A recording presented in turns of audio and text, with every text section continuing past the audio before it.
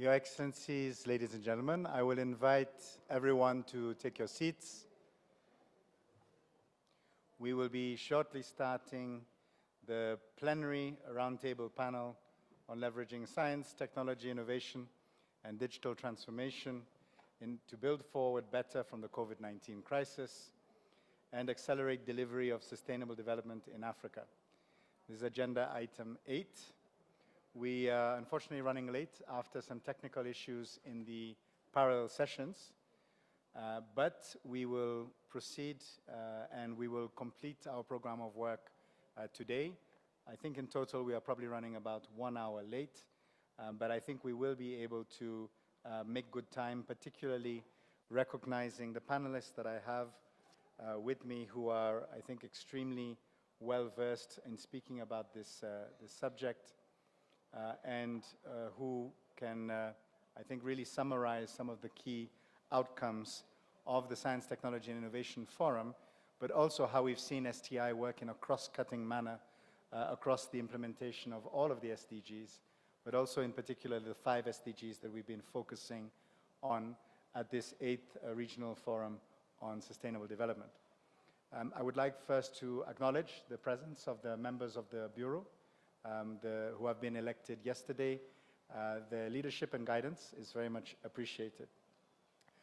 For this panel, I will be moderating, and I am Jean-Paul Adam, the Director for Climate Change and for Technology, Climate Change and Natural Resources Management at ECA. As you can see, I want to simplify my title, but we also have with us, and I'm very pleased, the representative of the Rwandan Minister, the Mr. Innocent Muhizi, the CEO of Rwanda Information.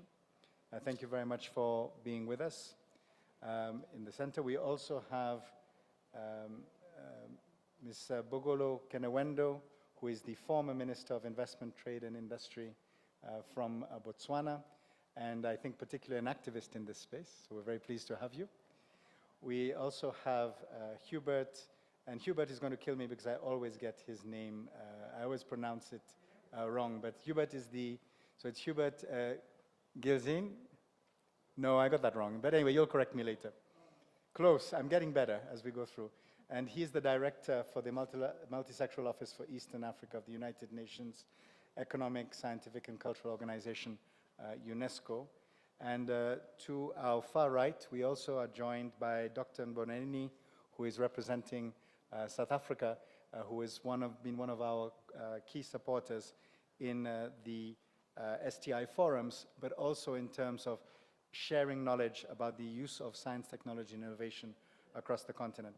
I will start by summarizing, I think, some of the key elements from the STI forum, and then invite the other panelists, starting with Hubert for his feedback.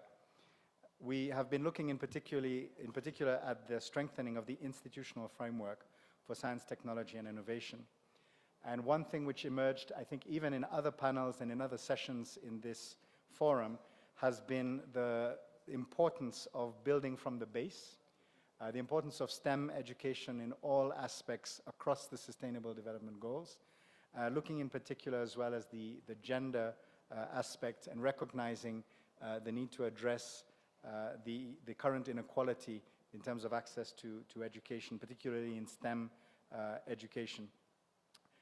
There's also a lot of applications for science, technology, and innovation, in particular to help African countries accelerate the implementation of the Sustainable Development Goals, notably around renewable energy.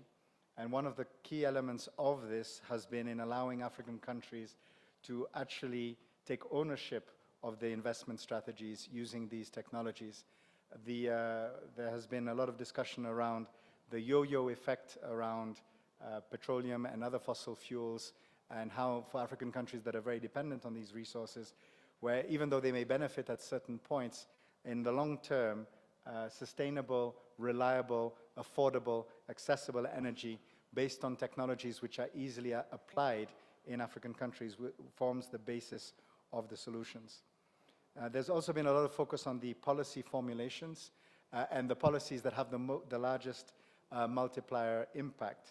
And again, we go to the multiplier effect, particularly of research, the recognition that African countries need to try and reach the 1% of GDP in terms of investment in research, the opportunity of looking at open science and addressing the issues of intellectual property, and particularly allowing African countries to make use of the great innovations that have been happening technologically globally and applying them to the unique circumstances of African countries. We have also talked about the institutional leadership in the context of strengthening science, technology, and innovation institutions. We've heard a lot about the experience of Rwanda in terms of how they've set up high-level leadership councils for science, technology, and innovation. They have looked at centers of excellence, and this is also something which is influencing some of the strategies that the UNECA and other UN partners are looking at implementing across the continent. Notably, one of the results of the last Sustainable Forum on Sustainable Development in Africa, which was held in Brazzaville, was the creation of the African Regional Center on Artificial Intelligence in Brazzaville, which aims to create a stronger network among practitioners and researchers in the field of artificial intelligence, and how we can apply those technologies for sustainable development going forward. The government of Rwanda have also emphasized the importance, again, of the foundations, education in the foundation around STEM, and this is one of the areas that we are very interested to develop as part of a center of excellence, as well as Rwanda's deployment of big data, and in the context of their center on the uses of big data for statistical analysis, but which can also be deployed to make informed decisions from sectors such as agriculture, as well as how we can apply these statistical elements in making informed decisions about investment when we have very limited financial resources. We also obviously recognized the great challenge of mobilizing the investments required into sustainable development, and particularly into science, technology, and innovation. The importance of mobilizing the private sector and creating the right framework, and it starts with good governance of the sectors and having a very clear legal framework for that investment. And also ensuring that government institutions can break out of silos, and we've heard some very interesting examples from South Africa, notably among other countries, on how they have done this. In this final panel and plenary panel on STI, the idea is to recap some of the major points, but also bring in points that may have been missed. So it will be very important that we address those elements. I will start with my colleague from the UN, Hubert, over to you, perhaps to highlight from UNESCO's point of view the main elements to let everyone know in terms of timing that we have around an hour. It's not a very long session, so we would all try to remain in that time and perhaps also get some comments from the audience. So over to you, Hubert. Yeah, thank you so much, Jean-Paul, for summarizing the outcomes of the STI Forum, which was really very productive in the 2 days ahead of the 8th Africa Sustainable Development Forum. Let me start by first of all thanking the audience for being here with us, and also those connected online. I know this is always the most difficult part of any program. It is the last session, it's late afternoon, and then the subject is science. That doesn't help. So very much appreciated that you are here with us, and I hope with our interventions we will make it interesting for you. Let me first of all refer to the term building forward better, which was pitched in connection to the COVID, and we see indeed some light at the end of this long tunnel of the last 2 years of this devastating COVID-19 pandemic, and increasingly we hear this term building forward better. But then the question is how to do that. And what role for science, technology, and innovation in doing so? Let's go back 2 years, and many of you will remember January 2020, when Secretary General Antonio Guterres really launched the Decade of Action, and that was a call to accelerate the SDG achievement. And then came COVID, and now 2 years later, we know it. There has been a very severe pushback on the SDGs. No country has been spared.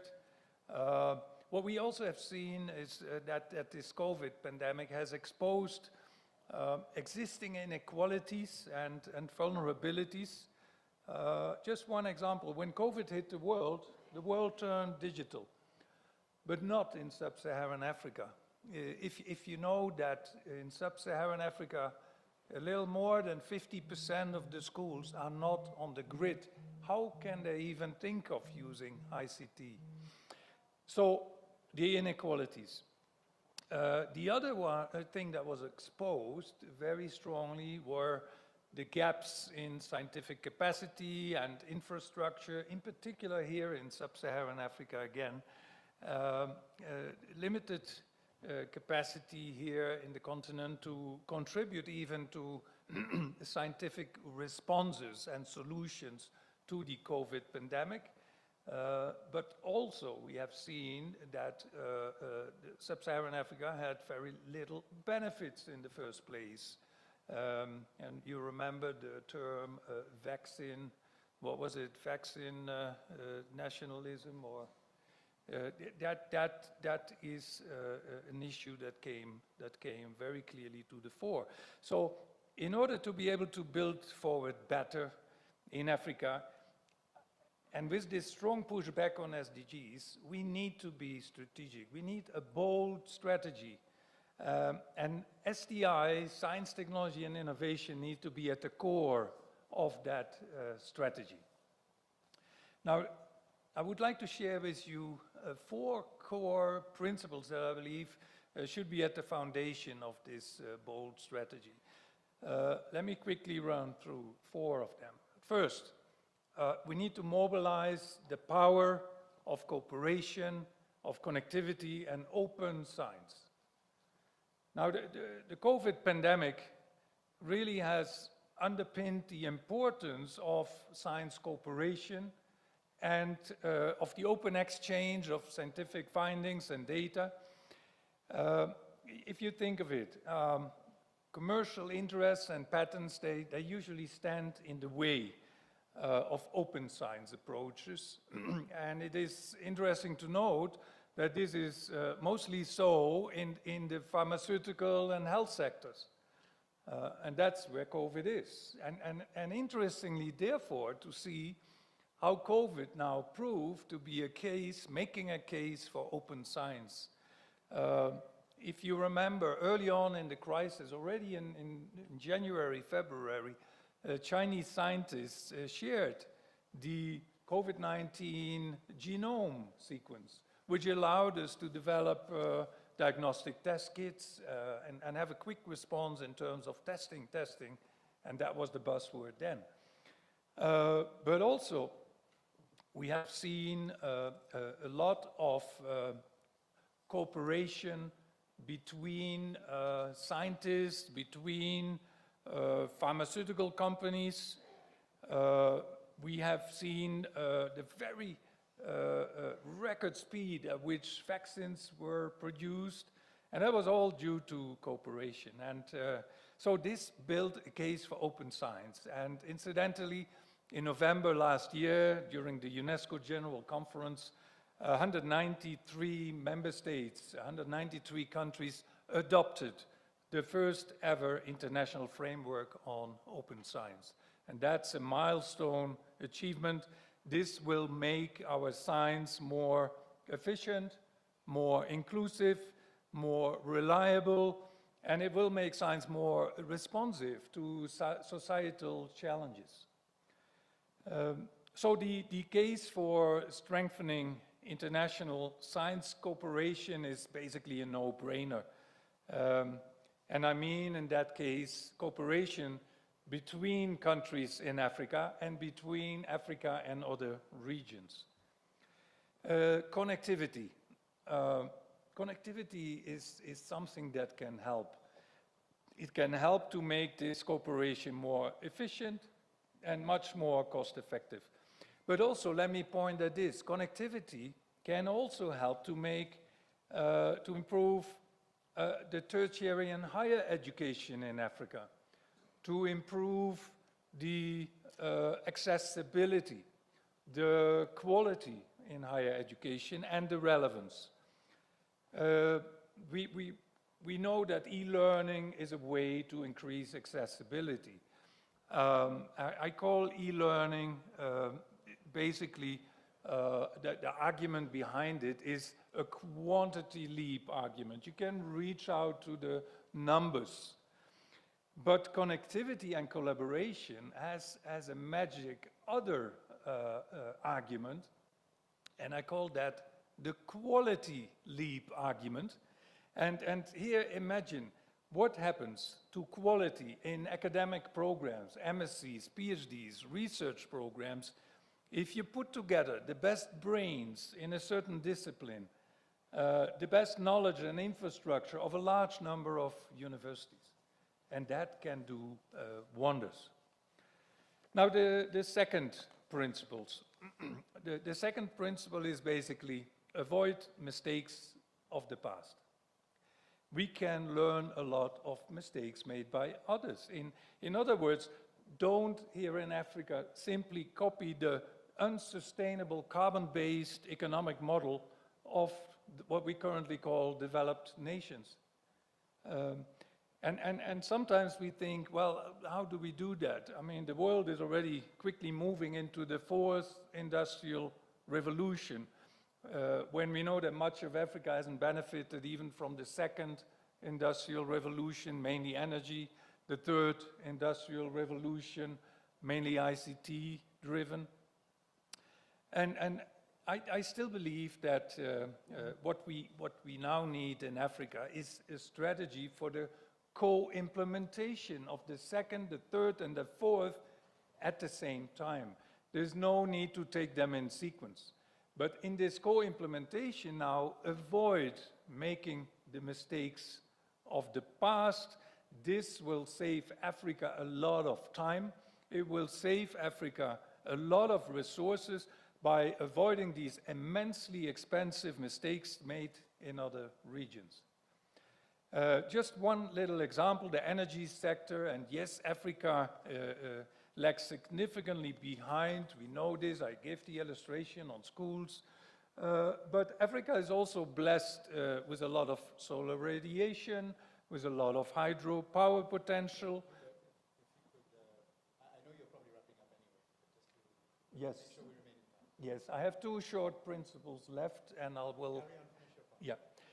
So via renewable energy in the continent, you could skip that unsustainable carbon-dependent economy stage. So basically the point I'm making here is that being behind sometimes is a strategic advantage if we make use of it. There are other examples I could give in terms of infrastructure, mobility and transport, in ICT sector, the energy, water and food nexus. I won't go there, you can fill it in yourself. Principle 3. It was already mentioned by Jean-Paul. We need to build strong capacities in SDI. Africa's transition towards a new, vibrant, green economy, it requires a boost in science and engineering capacities. And this is a key function of the tertiary and higher education institutions. But how are they assuming this function today? What is the state of our higher and tertiary institutions in Africa? And I think 3 key aspects need to be considered, and that is central to the debate on transforming tertiary and higher education in Africa, and that is relevance, quantity, the numbers who have access, and quality. And relevance is about unemployability or employability, new skills, knowledge, competencies that drive this transition towards the green economies. And Africa today faces a mismatch between the skills that are acquired by the graduates and those demanded by the labor market and the industry. So the imbalance between also, there is this imbalance in the disciplines between those who go into the sciences and the engineering and those who take the humanities and the arts. And that leads to what I call educated unemployment. Did you know that 50%, so about 50% of university graduates in Africa do not get jobs related to their studies? That's telling. So also the strategy needs to strongly focus on women and youth. Today only 30% of researchers are women. And for youth, it's obvious. We need to make science, technology, and innovation more appealing to them, more interesting. And that's why we organized this week, alongside the forum, a youth boot camp to expose them to emerging technologies of robotics, artificial intelligence, 3D printing, and to show that science can be fun. It can be interesting. Last principle, a simple one. Add action to words. Let's face it, we have so many times met, designed SDI policies. They have been launched. We had agreements signed. We had conferences and summits like this one. But where is the action? For instance, what happened to the 2007 commitment of the African Union member states to spend 1% of GDP on R&D? So we need a translation of all of this, of these words into action. There is enough evidence out there and countries, examples of countries, I'm not mentioning countries, to say it pays to invest in SDI. The challenge is lack of political understanding even of the role of SDI, political support therefore, and commitment. And this calls on us to ensure that we position strong policies for science, and it calls also for strong science to inform policies. So in conclusion, my 4 messages are, 1, mobilize the power of cooperation, and connectivity and open science. 2, avoid earlier mistakes made by others. 3, build strong capacities in SDI. And last, add action to words and prioritize investments in R&D. Thank you very much. Thank you so much, Hubert. And I think there's so much to talk about. There's so many important points. And I think that in particular, we were struck by, you mentioned the STI bootcamp. And when we met with the young students with the Deputy Secretary General, the immediate ask was, we want more of this. And so it's really how we multiply these kind of these opportunities to bring science, technology, and innovation at a young age. That base makes everything possible. Je voudrais maintenant accueillir Son Excellence, Monsieur le Ministre Aristide Briand-Reboas, le Ministre de la Promotion de la Jeunesse, des Sports et de l'Éducation civique en République centrafricaine. Monsieur le Ministre, merci beaucoup d'être avec nous. Je salue aussi les autres ministres qui nous suivent dans la salle. Et Monsieur le Ministre, je crois que la République centrafricaine a bien sûr passé dans une transition difficile. Nous sommes très intéressés à entendre comment vous voyez la mise en œuvre des politiques de sciences, technologies et innovation pour justement achever aux objectifs du développement durable. À vous la parole, Monsieur le Ministre, et merci beaucoup d'être avec nous.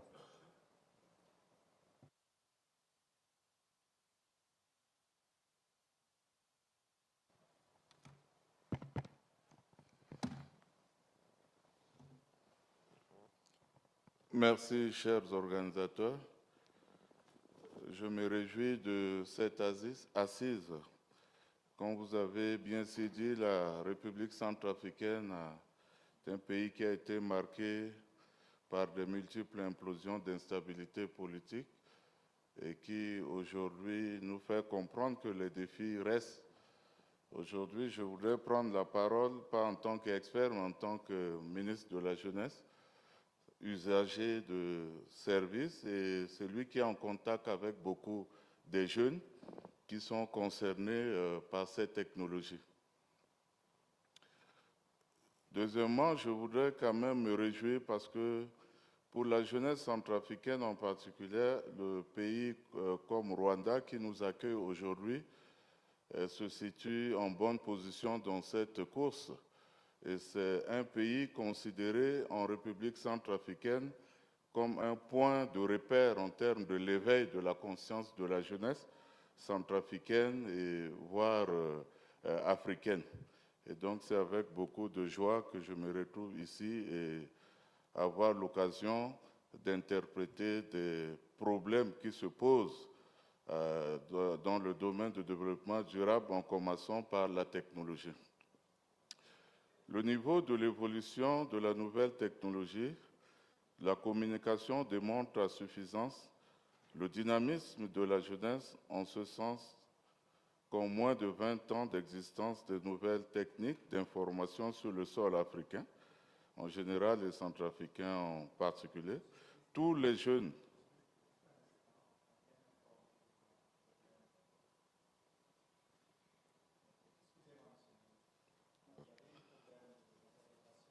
Ah, d'accord.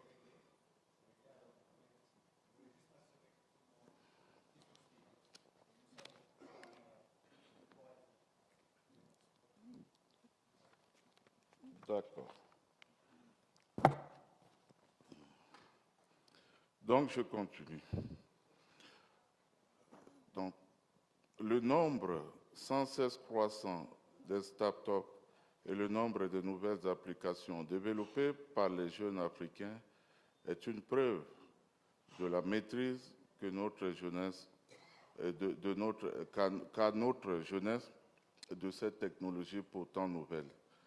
Aujourd'hui, dans tous les pays africains, la jeunesse est devenue presque androïde.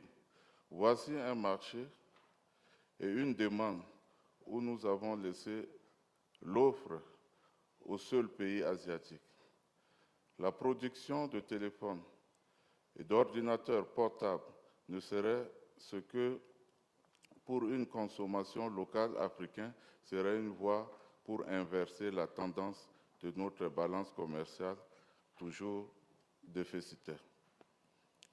Le domaine des nouvelles technologies de communication est-elle vaste, mais partiellement explorée par nos jeunes ingénieurs, qui très souvent, dans leurs travaux, ne font que la réplique des solutions déjà inventées par les Européens, certes avec une touche africaine. Mais nous les attendons dans d'autres types d'innovations qui adressent les problématiques africaines avec leurs particularités géographiques, culturelles et leurs réalités socio-économiques ou politiques. Si la Chine est aujourd'hui leader du commerce, c'est parce qu'elle a su adapter les innovations au pouvoir d'achat des uns et des autres et a épousé les réalités culturelles des peuples dans la conception de ces produits. Un véhicule, par exemple, 4x4 destiné à l'Afrique ne coûtera pas le même prix que celui destiné aux États-Unis. La même consommation en énergie ne sera la même pour tout et surtout selon les gabarits. Nous avons en Afrique besoin de logiciels ou des applications qui permettent la gestion optimisée des régimes pluviométriques, par exemple en zone sahélienne, pour une agriculture intensive, qui permettra d'économiser l'espace nécessaire à la préservation de l'écosystème et de réaliser une production optimale. Nous souhaiterions avoir des applications qui permettent des consultations, par exemple, médicales à distance, pour pallier les problèmes d'accès aux soins médicaux en région enclavée. Nous avons besoin, par exemple, de logiciels qui permettent la gestion par exemple, des bureaux de vote à distance car vous savez que les élections ont toujours été une occasion souvent qui génère souvent des troubles post-électoraux et pouvant conduire à des situations désastres. Donc nous avons besoin de tous ces éléments pour assurer la transparence et garantir la quiétude jusqu'au lendemain des élections. Nous souhaiterions avoir un accès abordable en termes de coûts des équipements de visioconférence qui faciliterait la sensibilisation des jeunes filles sur le phénomène de grossesse précoce. Je voudrais tout simplement m'arrêter 2 secondes là sur ce phénomène parce qu'en République centrafricaine, c'est un phénomène très grave. Après la crise post-électorale, nous avons assisté à une forte consommation, par exemple, de drogue. La jeunesse, de plus en plus jeune, de plus en plus précoce, sont vraiment sous l'addiction à la drogue. Et ils ont des différents produits qui proviennent, par exemple, des pays voisins ou du nord de Libye. Souvent, quand les jeunes prennent ça, ils peuvent rester au moins sous pendant 1 semaine. Ce qui fait que des jeunes filles s'engagent dans des relations sans savoir avec qui et souvent se retrouvent avec des cas de grossesse précoce. Et il nous arrive effectivement, malheureusement, de constater que les 200 avortements par jour, etc., et par des jeunes filles de plus en plus jeunes et précoces. Ça, c'est une réalité de qui, malheureusement, nous n'avons pas encore de solution. Donc, la gestion de la nationalisation, par exemple, de l'électricité en milieu urbain, la gestion de mouvements migratoires et des insectes dévastateurs et des cultures vivrières sont aussi autant de défis à réaliser et nous avons besoin d'inventer effectivement des mécanismes qui devraient nous permettre de comprendre et de pouvoir faire face. Le problème de l'immigration, souvent, les jeunes Africains essaient de tenter sans savoir au péril de leur vie, parce qu'il y a des gens qui sont séduits par ce qu'on appelle les passeurs prometteurs de vie paradisiaque en Europe. Donc ça pousse les jeunes à aller sans pour autant savoir que c'est au péril de leur vie. Et nous, dans mon département, nous avons aussi un volet de sensibilisation sur ces risques-là. Et donc nous avons besoin aussi de développer des moyens pour pouvoir sensibiliser et anticiper tout cela. Il est cependant de décrier la flopée des réseaux sociaux, source parfois de désinformation, de déstabilisation de l'ordre sociopolitique. L'usage non approprié de ces plateformes, par exemple faciles d'accès, sont une réelle interpellation. Vous voyez qu'en République centrafricaine, la crise que nous avons connue souvent, les désinformations amplifient d'une manière exponentielle des événements, par exemple l'interprétation en termes de lecture des images. Nous avons eu, par exemple, une crise qui est une crise sociopolitique, mais ça a été dévié pour interpréter comme si c'était une crise confessionnelle, tout simplement parce que n'importe quel individu pouvait prendre l'image, par exemple, de Boko Haram et interpréter comme quoi, voilà, il y a eu tel massacre à tel endroit et souvent, certaines villes de la République centrafricaine sont désignées et d'autres partis confessionnels se lèvent maintenant pour tenter de venger et c'est beaucoup plus tard que nous allons nous rendre compte que c'était vraiment la manipulation et tout ça, là, c'est un problème grave et pour nous, on est encore dans cette crise, nous avons besoin des éléments de réflexion et même d'assistance pour pouvoir essayer pour pouvoir pallier ça. Donc, il serait pour moi hypocrite que de ne pas reconnaître une certaine déviance culturelle de notre jeunesse du fait de l'accès facile à ces moyens de communication et de leur information. Un cadre réglementaire et un accompagnement éducationnel sont la garantie d'un impact optimisé de ces nouvelles technologies sur l'Afrique en général et la République centrafricaine particulièrement. Un défaut de cadre normatif et d'un encadrement adéquat pourrait signifier la planification de la chute de nos valeurs culturelles, car les technologies de l'information et de la communication aujourd'hui sont la clé à l'ouverture au monde, mais aussi la porte de l'exposition aux influences extérieures. Sur ce, je vous remercie de m'avoir donné la parole.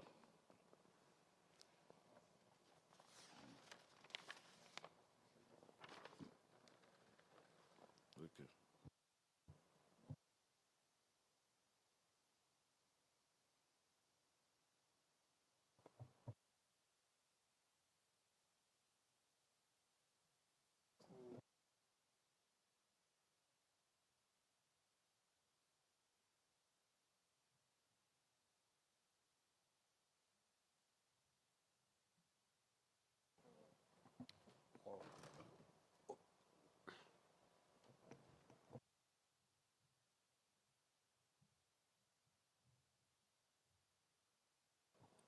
These are the problems when we are always plugged in. Merci beaucoup. Merci beaucoup, Monsieur le Ministre, d'avoir partagé ces perspectives et vraiment de situer la spécificité de la situation de la République centrafricaine, qui est très importante, parce que justement de mobiliser les opportunités de la science, la technologie et l'innovation, il faut qu'on peut vraiment encadrer la situation de tous les pays. Et je crois que vous avez très bien situé surtout le défi et l'opportunité pour notre jeunesse. Alors, merci beaucoup pour ces perspectives. I now have the pleasure to go to our hosts, to Mr. Innocent Muhizi, the CEO of Rwanda Information Society. So, Innocent, we have heard in this forum many times how Rwanda is an example. Even the minister who just spoke from Central African Republic said from a very difficult past, Rwanda has shone. We have seen many examples of how you have used science, technology, and innovation. And I think there's a lot of inspiration that we take from having this meeting in Kigali. So perhaps from your perspective, what are the lessons, the key lessons that you would take from Rwanda's experience?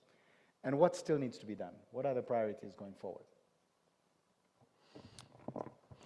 Thank you, Jean-Paul, and good evening, ladies and gentlemen, and I want to echo what Herbert said. This is the most difficult part of any conference at this hour, but thank you for staying with us, and just give us a few more minutes of your time. We'll share some of these things. But before I delve into what Jean-Paul just asked, I want to, on behalf of the Minister, I want to thank you and also acknowledge the STI forum that took place at the beginning, the parallel to the forum as well, where the Minister of Education took the chairmanship from the Minister of Education of the Congo, and so she shares her gratitude for the work that has been done. And again, let me say this. From that forum, there are two key points that I wanted everybody to go home with. Number one, the forum also witnessed the launch of the Alliance of Entrepreneurial Universities in Africa, which is a very important step, and the launch of the Technology Development and Transfer Network in Rwanda. While several agencies and entities and states are also serving, but this is a call upon other stakeholders to join and participate in building these entities and partnering. The second point is that the government of Rwanda expressed the importance of the continent and Rwanda to develop effective teaching and learning techniques and technologies for delivery of STEM. Training at the pre-primary, primary, and lower upper secondary. This was based on the challenges brought forward by the pandemic that we all know, and which disrupted the traditional teaching methods. And it echoes what both Jean-Paul talked about and what Hubert talked about, which is going to really focus or foster development and focusing on foundational skills in STEM education. These are the two main key points that the forum focused on. There are quite a number of others, but in the interest of time, I'll focus on these two. But now, to respond to your question, Jean-Paul, there are a number of things, but at the core of everything, and based on our experience, but of course for us, we had hit the bottom of where it could be from a political point of view or existential point of view. So we had only one way. It was just to raise, because there was no further down that we could go. But one key thing, one key ingredient that enabled us to be where we are, by the way, in our view, we still have a long way to go, is leadership. Without committed leadership, without intentional leadership, without really that leadership that is going to challenge the status quo, we could not be where we are today. So we attribute leadership to the success, the little success that we have. The second point is that taking risk, right? I remember a very good economist said in the 2008, 2009, when we were hit by the economic crisis globally, he was asked a question, and he said it in one of the regional local languages. He said, "What do you think?" He said, "Look, one who is lying on the ground cannot fall down," right? So now, if you don't have anything, what is the risk? What are you afraid of? You know, go ahead and take the risk anyway, because what are you going to lose? You don't have anything to lose. So take the risk. And in taking the risk, specifically, we need to take the risk in investment. And we're doing investment. We need to redirect our investment into digital infrastructure, because this country is small, but every border of the Rwandan country is our country is covered by fiber optic cable. And we have 95% of 4G coverage across the whole country. So the government took a risk and said, look, let's deploy fiber. Yes, we needed to build schools. We needed to build hospitals. But we say, you know what? It is going to require taking a risk of deploying fiber across the country. So we really need to take the risk and invest in the right infrastructure, especially now, digital infrastructure. Number two, right now, we need to focus on three other critical elements: digital literacy, the foundational education and skills that we're talking about.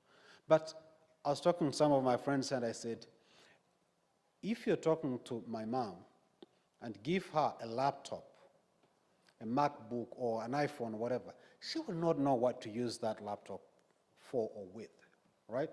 But you need to give her the most appropriate digital tool that she's going to be able to use.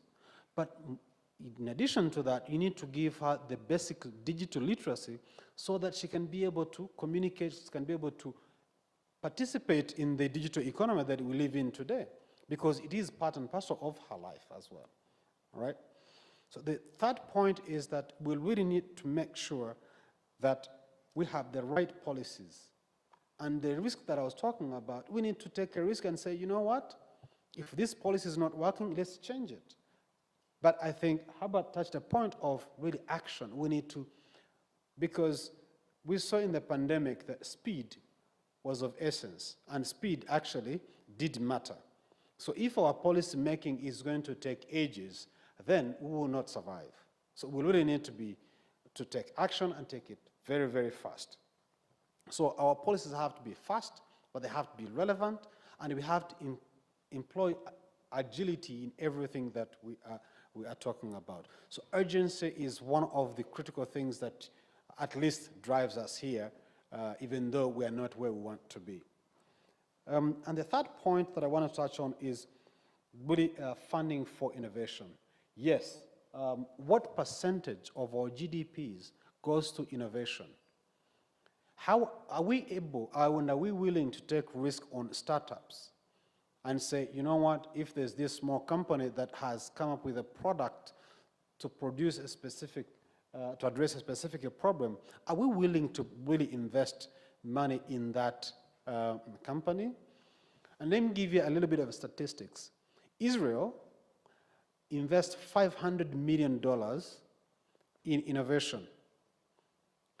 And if you have an idea, you go to them, they say, I need $30 million. You go, you invest it, it doesn't work, it gets burnt. You come back and say, it got burnt. They're like, congratulations.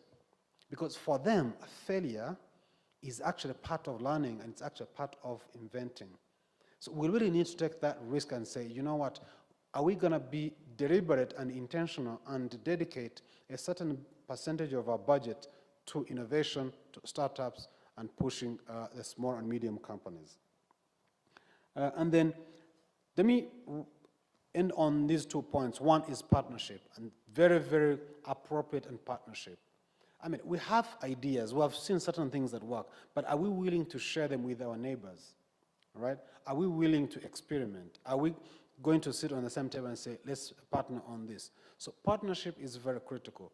In our journey, we have partnered with both local and regional and international companies to really be able to develop.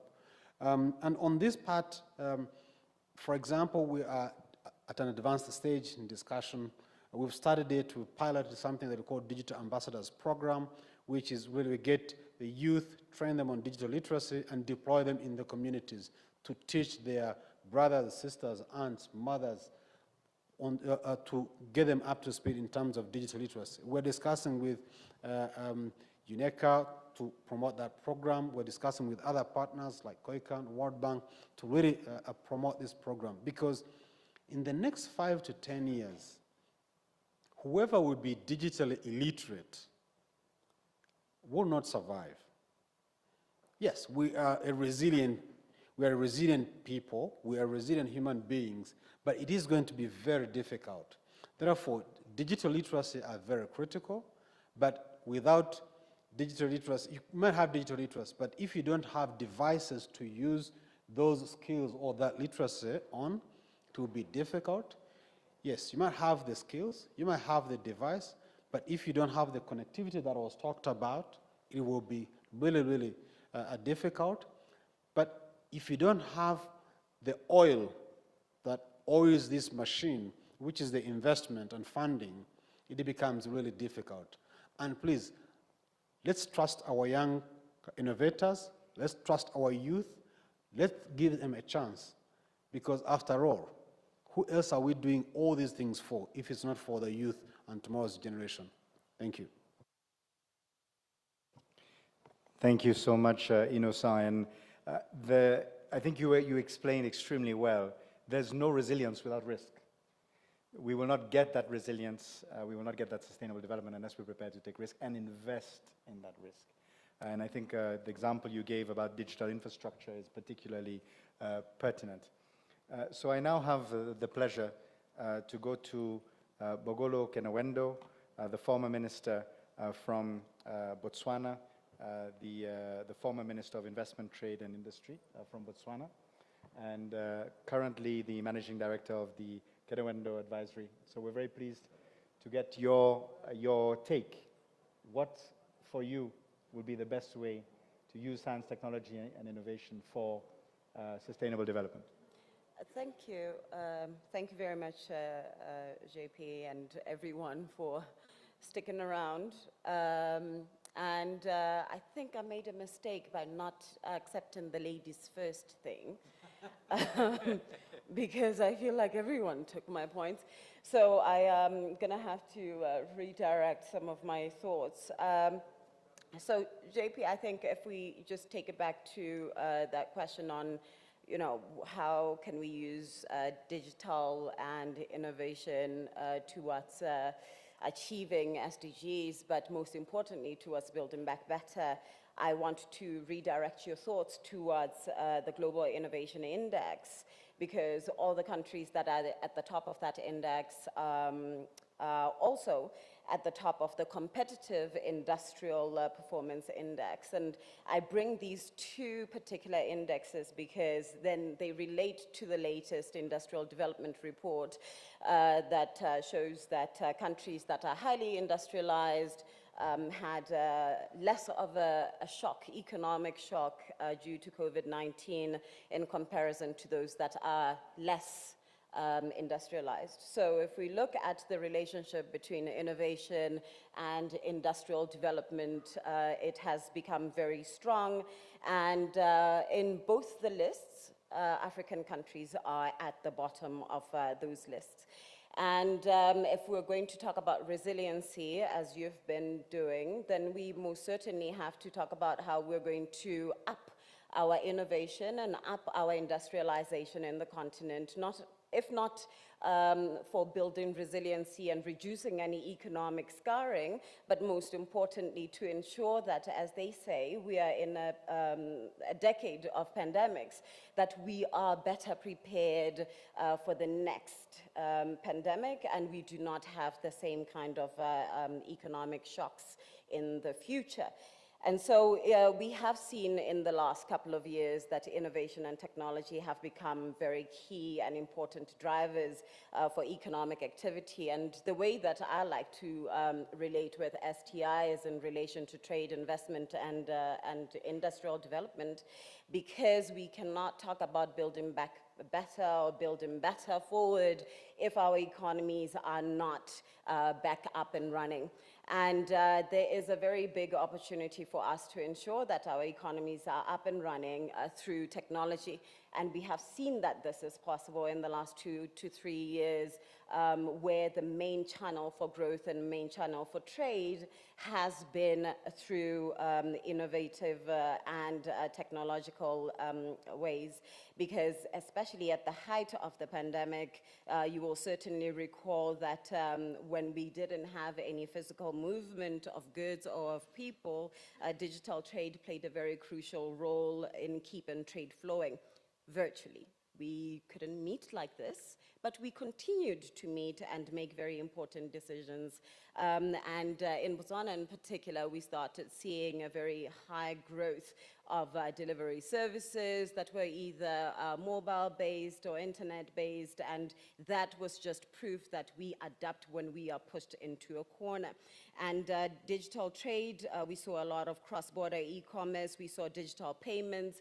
In the last year alone, we have witnessed over $1 billion being invested in the fintech space in Africa. And I believe that that shows just how important that particular space is going to be as we build better forward. And some of the things that we have seen their importance in the last 2 years, and I believe that they will continue to be important, is the need for e-governance and ensuring that government services are being delivered digitally. And digitally, I want us to be very clear, it doesn't only mean online. So every time we think about digital services, we also have to think about having an offline capability in order to make sure that we are doing all we can to reduce the digital divide that exists and that we are not perpetuating any vulnerabilities that already exist. And trade policy has also had to change as a response of COVID-19. And I think this is actually a very good thing that has happened, because in 2009, 2010, we said it is important that our trade policy be more inclusive or aware of innovative practices and of technology. But then, JP, African ministers and governments were not ready for us to start talking about e-commerce, and they were not ready for us to start talking about digital trade. And I am pleased. I do not like COVID, but I am pleased that it has changed the stance that many governments have taken towards STI, in particular digital trade, to such a point where we have seen in the last summit, I believe it was, there was the heads of states actually gave a mandate for negotiations on e-commerce protocol. Again, this is a far cry to the position that we were in 2018 when I was part of the high-level panel on digital cooperation. We couldn't even start having negotiations on that particular issue. So now we are where we are pushed into a corner. We know what must be done. So as we are just in, aware of time, as we are now talking about building back better, more concretely, I want to bring up innovation and technology and how it can stimulate economic growth, support trade and investment and economic transformation. And there are 4 particular areas that I want to mention. And one is by easing doing business and trade facilitation. In Botswana, I'll give you an example. When I was minister, we instituted the online business registration system, took business registration from 49 days to 5 days. And this is a way that can concretely, you see, it encourages SME development, it encourages investment in the country because it is easy to do business. And this is something that is facilitated by innovation and technology. And in addition to just online doing business registrations, we need to see more governance services being delivered, so e-taxes, e-logistics, e-payments, all towards reducing what's important now in trade policy is the cost and time associated with doing business. Because if it's too costly, then firms are not interested. And this is all towards our aspirations of increasing intra-Africa trade, which brings me to my second point. Of using innovation and digital transformation towards connecting regional supply and value chains. We've already been talking about the AFCFTA. I mentioned the mandate that was given around e-commerce earlier. And it is important that we ensure that, there are payment systems and payment platforms, and I'm glad that Afreximbank has been working on this, and there are other UN organizations that have been working on adding and injecting technology and innovation towards really making sure that the AFCFTA works. And it will not work if we are not facilitating trade and we're not making sure that those one-stop border posts have technology in them. But most importantly, we have seen that value chains, global value chains and supply chains have been affected, and there was a point where we couldn't get medicines and other pharma products. So it's important that we start to build our own regional value and supply chains, and we can do that by, again, injecting technology. And the third point would be around integrating and providing market access. Again, e-commerce very key. And just as an example is the UNECA project with Ethiopia on providing coffee producers a market in China. There's something that local producers would have never had access to that market if there is no such program and no such platform. So this is important. We are looking at building resiliency in our economies. We want to make sure that we produce and there's an access to market, and we're not just producing for the domestic economy. So it's important that we build our capacities around e-commerce. And then the last one is on industrialization, of course, and so in developing new product lines and non-traditional exports. Now, new product lines around really investing more in R&D. I particularly like investing more in R&D in indigenous economies, in indigenous knowledge, indigenous products, because some of those products just need an injection of technology and they'll take off. One very key or prominent product is Fintech. We all talk about Fintech as if it's a new area in the continent. And I typically argue that what usually happens with these new forms of financial inclusion tools is that they have taken something that is an indigenous product. In Botswana, it would be called Motelo, Stokvel in South Africa, and someone just injects technology into it, puts it on a platform, and now it's seen as a new innovative thing. But all they've done is used something that has existed for many years.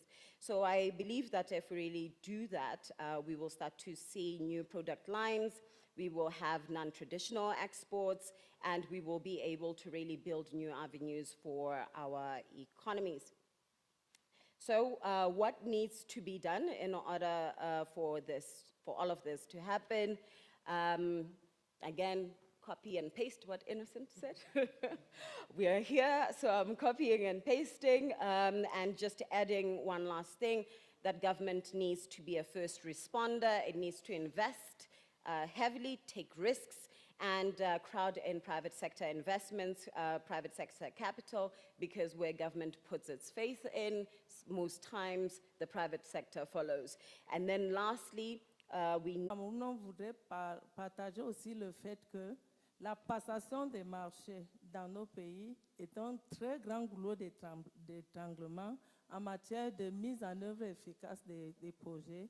Et nous avons pensé que nous pouvons nous inscrire, n'est-ce pas, dans la dynamique de la numérisation de la passation des marchés, parce que nous avons constaté que les délais de passation de marchés dans nos pays sont énormément longs.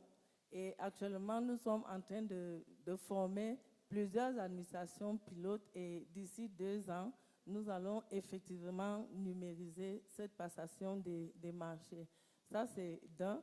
Je suis également d'accord avec le Sénégal pour dire que nos économies sont des économies informelles et nos villes sont même des villes anarchiques où il est difficile vraiment d'aller jusqu'au bout de l'e-commerce. Peut-être que nos gouvernements devraient voir l'organisation des villes, l'adressage des villes pour essayer de mettre en œuvre cet aspect. Merci.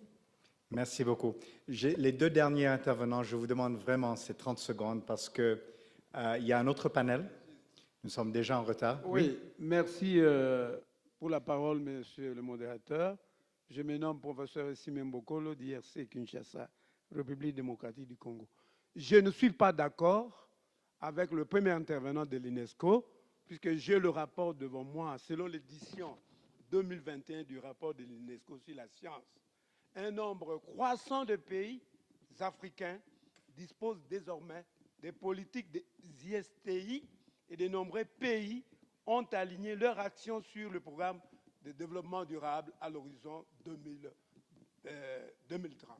J'ai ce rapport avec moi et dire que l'Afrique subsaharienne est faible, non, de telles affirmations dans les conférences de haut niveau, il ne faut pas infirmer ni confirmer. Mon intervention porte sur... Oui, si on peut être très court, merci. La digitalisation pour accélérer l'atteinte des objectifs de développement durable. Je voudrais savoir comment la digitalisation peut-elle agir si les ODD, étant donné que l'Afrique connaît actuellement un véritable saut technologique. J'ai dit et je vous remercie. Merci beaucoup. And the last comment, I think, was on the back there. Oh, I'm so sorry. Yes, sorry. So I missed you from the first. South Sudan. Please, sorry. South Sudan. Hubert, you have to go? Do you have to go? Thank you very much for the opportunity. I would like to really appreciate the presentation by the panel and also the vision from my colleague, the participant. For sure, this is very important discussion, but I would like just to go straight to my question. Number one, I know for sure we need to invest in STI, but Africa as a continent has tried several times, but it has not been very successful. So what I'm saying is, can we start mobilizing leadership? We have been talking about mobilization of financial resources and also coming together and invest in STI. But I think, as the CEO of Rwanda has said, leadership is critical. And without leadership, it is very difficult to invest in STI. So all of us, can we mobilize leadership to support innovation in Africa? And also opening up the continent, like China. China has opened up and managed to... I may be fired if you go too much longer. Huh? Okay. Open up and manage to reduce poverty in 20 years. So I think it is important that we also work with other partners. Another thing is about awareness. I think as Ms. mentioned, that 50% of Africa graduates do not get jobs, simply because I believe that Africa we don't really concentrate on career development and awareness. In terms of education, what kind of career that when you finish university, you get the job quickly, because we believe in management and not in production.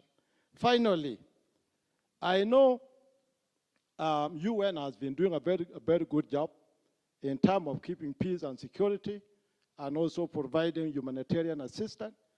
But this time, can United Nations and AU shift its mission from providing assistance, because assistance has been provided for many years, and it has not elevated Africa from poverty, to invest on STI? And can Rwanda take the lead? Because, to be honest, we are proud of Rwanda. Rwanda in the continent has provided the leadership to invest in STI, and it has also made it possible for Rwanda people to come out of poverty. Of course, you still need to do a lot more. But I think your president is one of the best leaders in Africa. Can Rwanda take leadership to mobilize African presidents to invest in innovation? Thank you very much. Thank you. Your point was really pertinent. Thank you. But there is a last question, I think, on the far right, and we will close there. La dame, the lady. There we are. Yes, over there. Yeah. Thank you so much. Please be as short as possible. Yes, thank you so much. I'm called Dana Mushimimana. I'm from Rwanda, to the private company called Collated Lab Africa. We focus on data science, policy formulation, particularly to see how SDG 17 goals can be implemented effectively. So my question goes on policymakers. You mentioned that Africans will need connectivity, but we really need it to go with the actions, as some fellows mentioned, because there is still gap in the ICT infrastructures in some, not only some, in many African countries, where policymakers, they need to play a big role to solve these issues so that this connectivity can be applied appropriately. Thank you so much. Thank you so much. I'm delighted that even though it's late, people are still so engaged. But I will ask the panelists nonetheless. Not everyone needs to reply. Maybe if there are parts of the questions which are relevant, you can come in. Maybe I start with Hubert. I think the question from the gentleman that was, I think he understood that maybe you implied that Africa was on a downward trajectory in terms of STI, which I don't think is what you said. And so he cited a UNESCO report which showed that, that there is progress being made. And I think which matched what you were saying, that it's perhaps the interpretation. So there are other points you may wish to respond to. If you could be in 1 minute, and I will then ask the other panelists to come in. Yeah, that's an easy one. I can say that was then misunderstood. Maybe I was not clear enough. I was referring where the challenges are, and that is clearly in, when I refer to connectivity, 50% of the schools in sub-Saharan Africa are not even on the electricity grid. So how can you even expect them to have ICT facilities? So this was when, and that answers also maybe part of the other question, when are we going to get it in the rural areas? I think the answer to that is not an easy one, but definitely part of that answer must be the word partnerships, private sector, financing institutions. It all needs to come together. I've been talking in the past years to new companies in renewable energy, to telecom. And I asked them, why are you not moving into the rural areas? There is a lot of clients for you. And the simple answer is, they say, well, there is a huge willingness to pay, but no capacity to pay. And then my response was, but then we need to work together and work on these people's capacity to pay for these services. And actually, when you bring these services to rural off-grid, it's a game changer. Imagine the whole range of socioeconomic spin-off opportunities that arise, and if we now engage these communities and empower them to pick up these entrepreneurial initiatives in their own communities, then there is a capacity to pay. So I think the word is really partnership, and we haven't so far found the right formula for it, but let's go and find it. Let's go and do it. So I think that is part of the response. In terms of Africa's progress in science, technology, and innovation, relatively it has had the fastest progress compared to other regions. The recent UNESCO science report is clear on that. But if you absolutely look at it, it is still the continent with the lowest science contribution globally. So there is good progress, but there is a lot of work to be done to make STI work for Africa's green transformation. Thank you. Thank you, Beth. That's great. Burolo, your quick summary. Thanks. I think I may have opened a Pandora's box with e-commerce.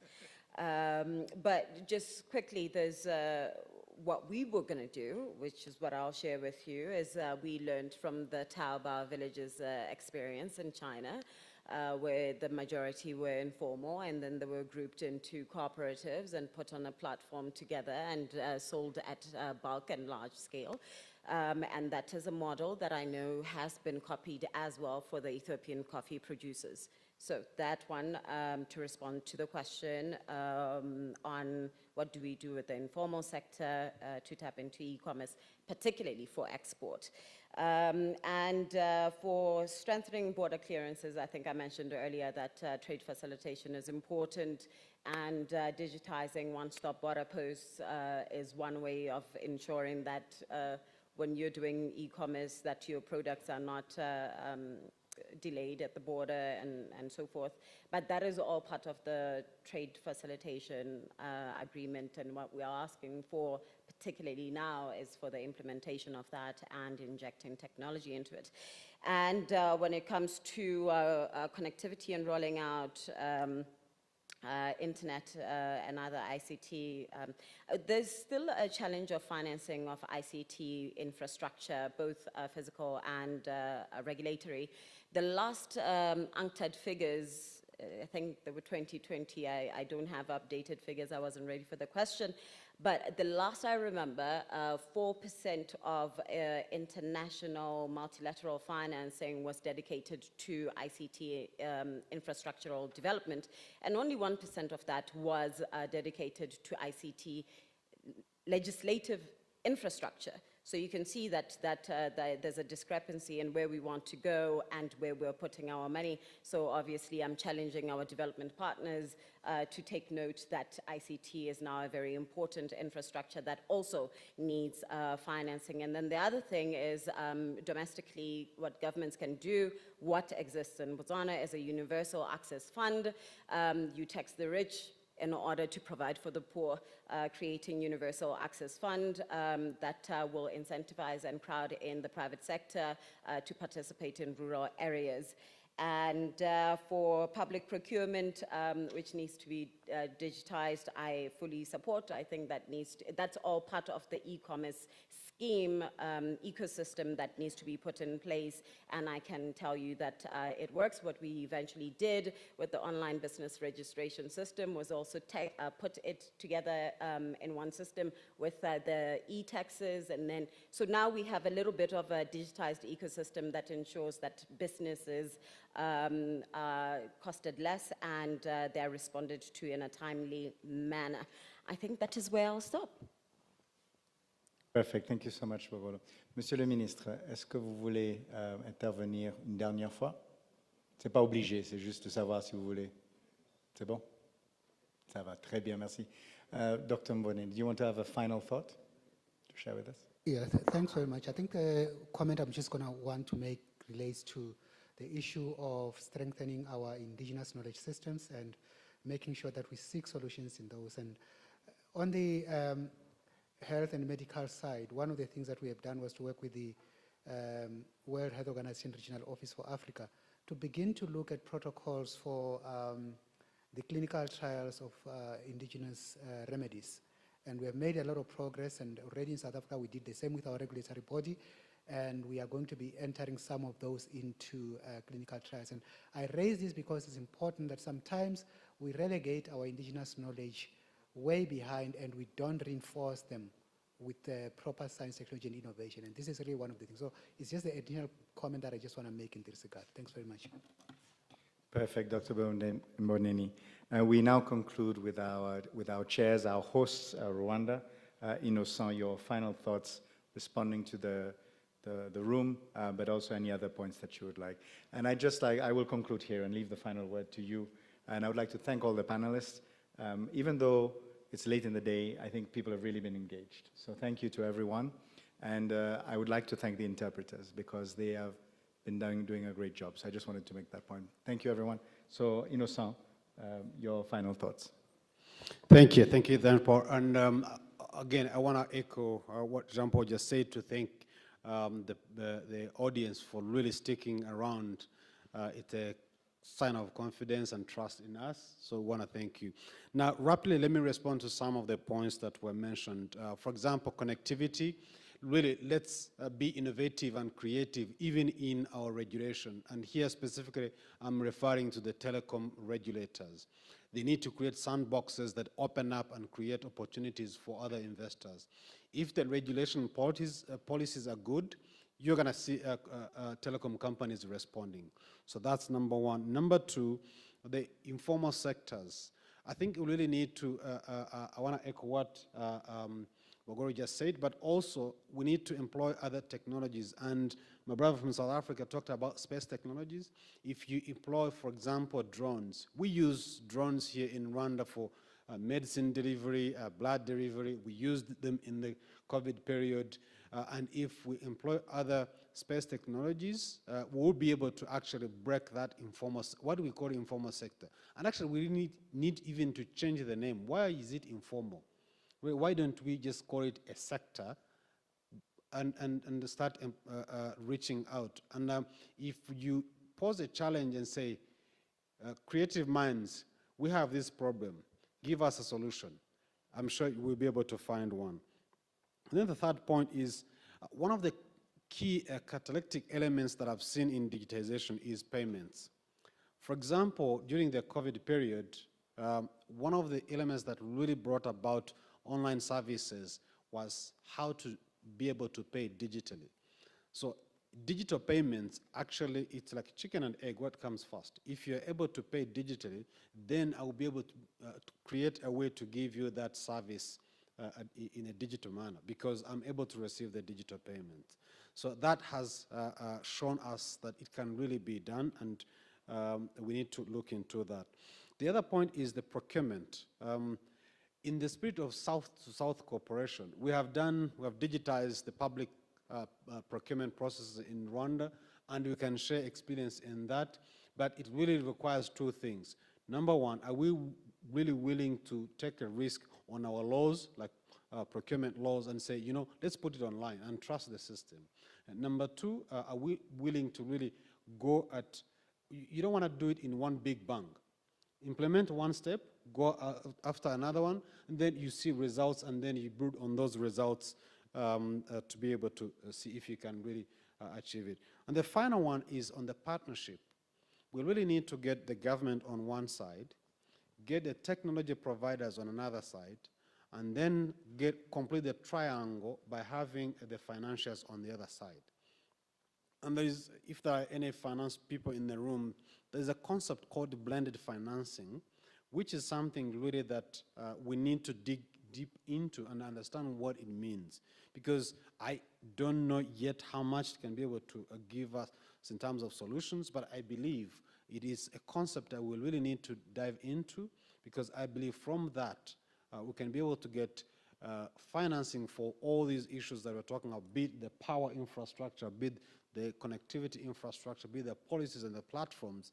And I believe with that, we can be able to achieve some of the advancements that we're talking about. And finally, once again, let's trust our youth. Let's trust our young innovators. Let's even be bold enough and say, you know what, for you to graduate as a computer science engineer at one of the universities first deliver a product or a solution that is addressing an issue in the society.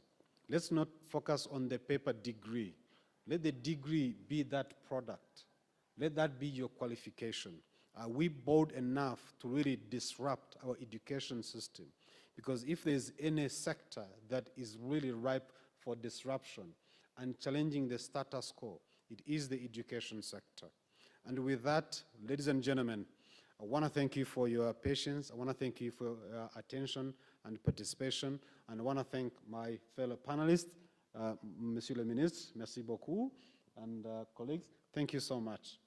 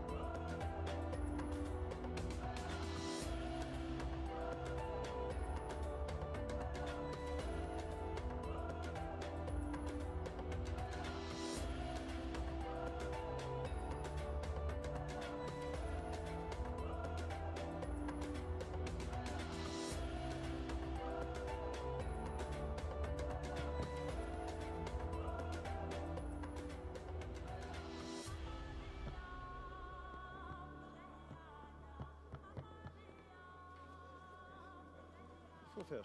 Mesdames et messieurs, nous allons immédiatement commencer la session suivante. Je vous prie de rejoindre vos sièges. Nous allons reprendre nos travaux. Ladies and gentlemen, we will start immediately the next session. Please join your seats. Thanks.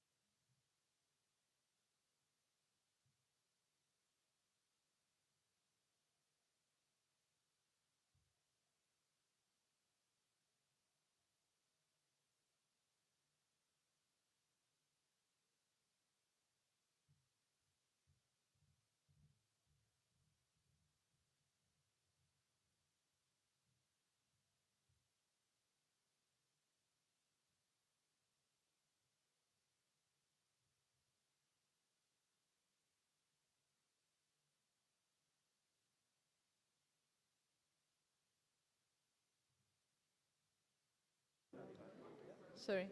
Yeah?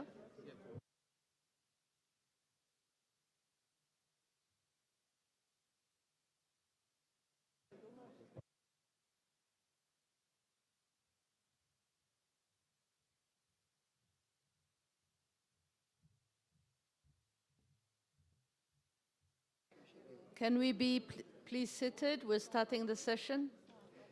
Colin.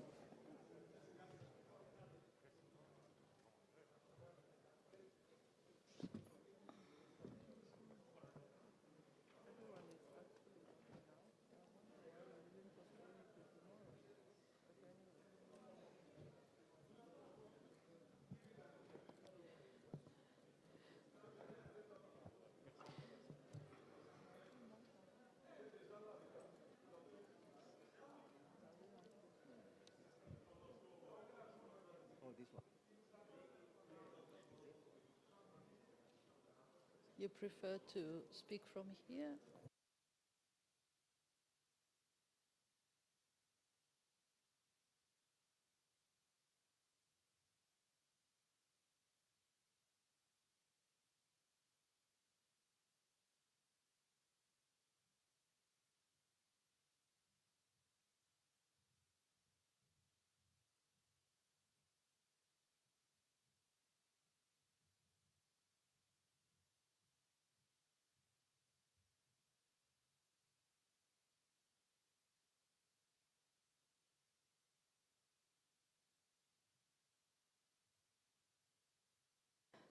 Okay, good evening, dear participants.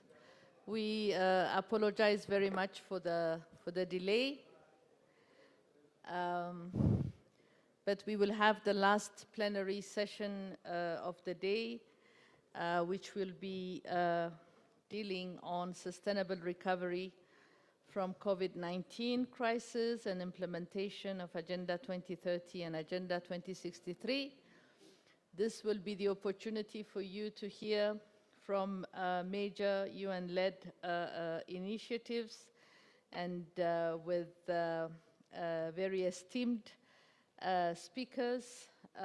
Given the time, I will not take much time in introducing the session. I will go straight forward into presenting you our esteemed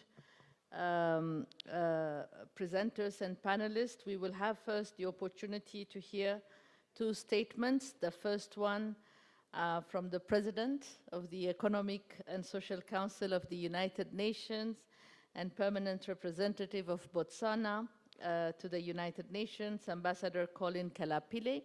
A very pleasure to have you with us, Colin. Then we will have a statement by the head West Africa office of the United Nations Environment Program that has just celebrated 50 years. So we are very happy to have you with us. That would be Anjali Labsi. Then we will go into two short presentations. The first one from Mr. Demba Diarra, who is the Chief System-Wide Coherence and Quality Assurance Section of the UNECA, representing the Joint Secretariat of the Regional Collaborative Platform. And finally, a presentation by a representative of major groups and other stakeholders who will share with us briefly the outcome of the dialogue and consultation they had prior to the forum. That would be done by Madame Carole Agengo, who is the chair of Africa Regional Mechanism for Main Groups and Other Stakeholders. So without further ado, I would like to invite you, Ambassador Kalapile, for your statement, please. Over to you.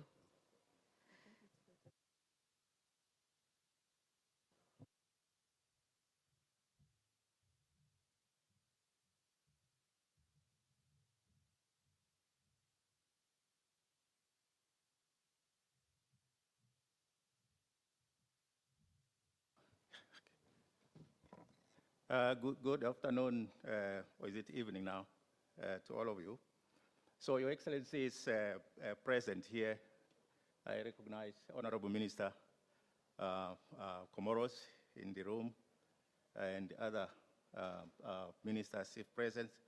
Dear friends and colleagues, ladies and gentlemen, let me at the outset express my appreciation, particularly to UNECA and all the organizing partners, especially the host country, the government of Rwanda, for the invitation for me to participate in the 8th session of the Africa Regional Forum on Sustainable Development. And I particularly appreciate your kind facilitation for me to be able to do so in person. I would have liked to be present at the beginning in the opening, but unfortunately, some scheduling conflict with an event in Unep in Nairobi, I could not be present, but I conveyed some pre-recorded statements, which I hope you found them useful in inspiring the session that I'm aware it has been going excellently well. Let me say that these forums are a key component of fulfilling ECOSOC's mandate, as they facilitate a common standard in the approach to the implementation of the 2030 agenda and at the regional level. The inputs from the forums like this, especially to the HLPF, the high-level political forum, and in providing guidance to countries in their voluntary national reviews, preparation processes, is highly appreciated by ECOSOC.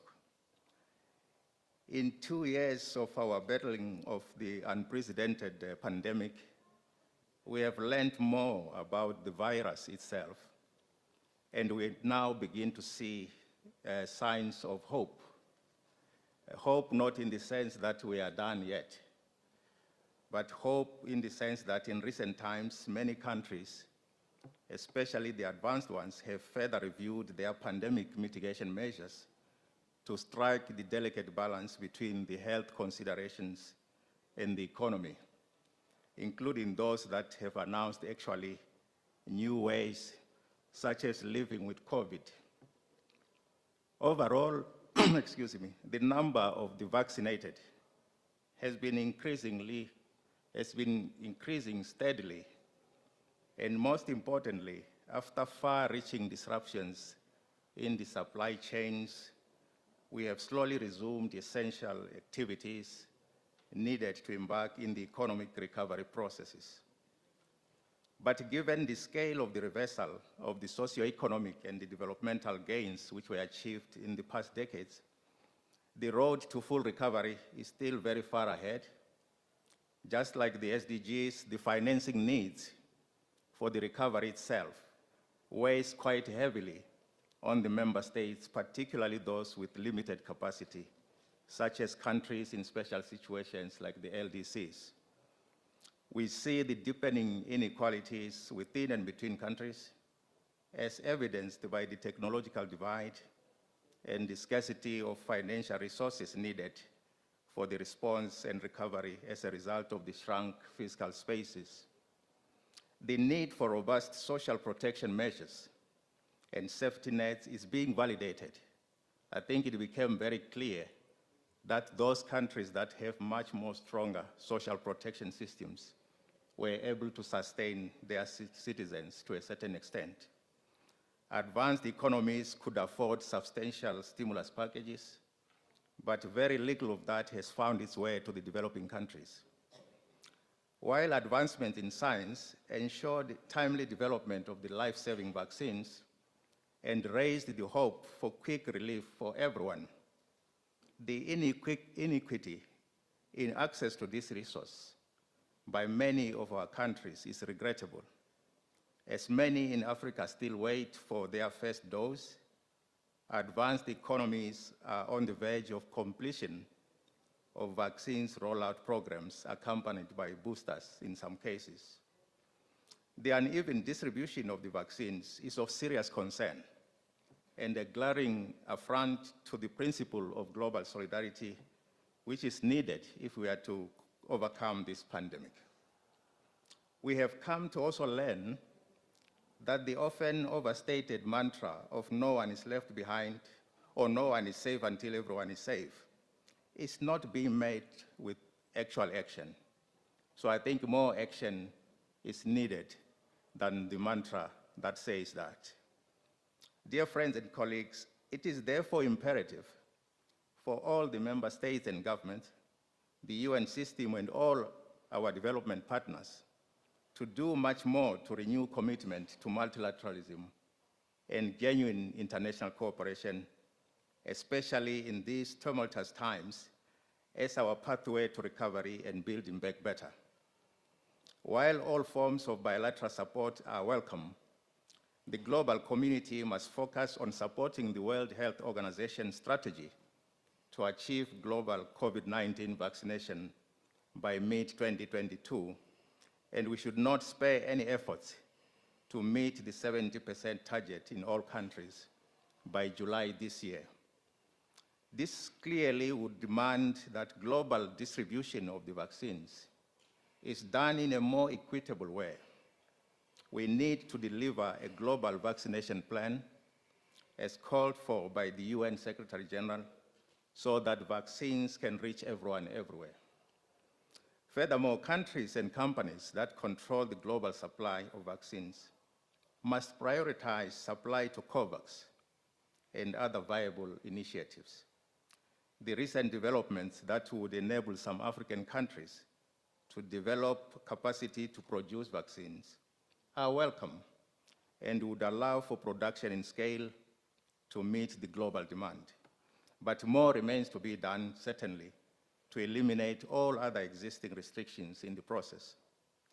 Dear friends and colleagues, as you are all aware, the theme of eco-succession and the HLPF for this year is building back better from coronavirus disease or COVID-19 while fully implementing the 2030 Agenda for Sustainable Development. The theme is designed to be broad enough to enable an SDGs-led recovery by working together to capitalize on the ambitious nature of the 2030 Agenda as our compass to achieve the sustainable and resilient recovery from the COVID-19 pandemic. The policies and response initiatives must, however, necessarily be inclusive and guided by both evidence and the people's real assessed needs, building upon the grassroots input from the VLR, the voluntary local reviews, and the VNRs are a major driving force for a comprehensive follow-up to and the best measure of progress made by all countries in the realization of the 2030 Agenda. I am encouraged to hear about the strong participation at the forum this week and to see also faces of the youth whose voices must be heard as they are the future and should be well represented as part of the VNR's process, considering also the demographics of the Africa region that you are all aware.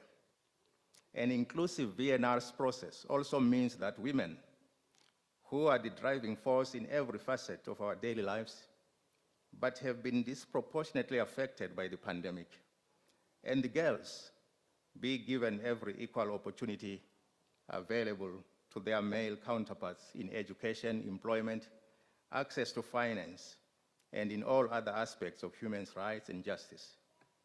Since 2016, we have come a long way and learned a lot through the VNR's process, and we should continue to refine and build on the lessons we are continuously learning while addressing the bottlenecks. We are particularly excited at ECOSOC to see the list of countries that never presented a VNR since 2016 diminishing, and in the same case, there is an increase in the interest of other countries that already presented. They are embarking also on subsequent additional reporting, including in our region, Africa. To date, 176 countries have presented their VNRs. Some have done so more than once, which is very encouraging. This notable progress, especially for our region, Africa, it demonstrates that there is appreciation on the value of the VNR's process as a viable tool for peer learning and experience sharing to accelerate SDGs implementation during the remainder of the decade of action. and SDGs-led recovery from the pandemic demands much more of such enthusiasm from our region.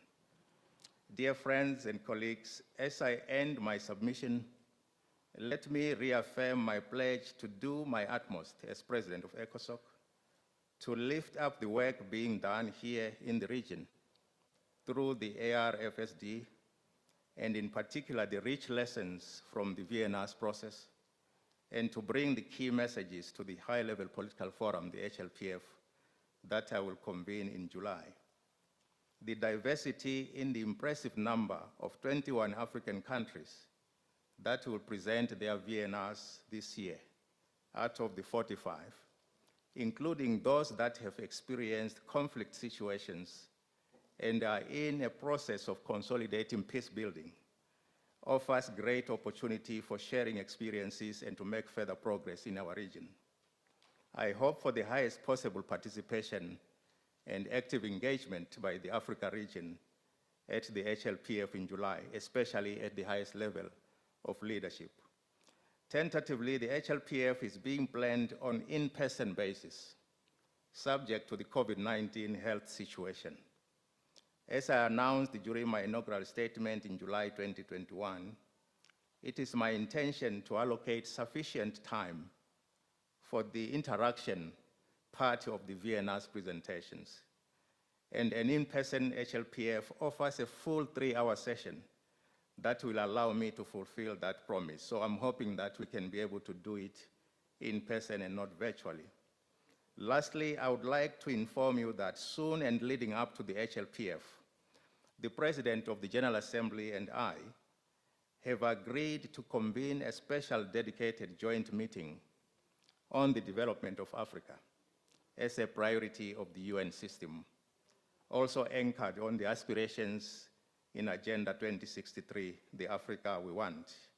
It is our hope that during these trying times, such a joint event will renew international community's commitment to Africa and galvanize urgent support for recovery from the COVID-19 pandemic. We look forward also to your active participation and sharing of very insightful ideas during that very important meeting. I want to thank you again for your kind attention.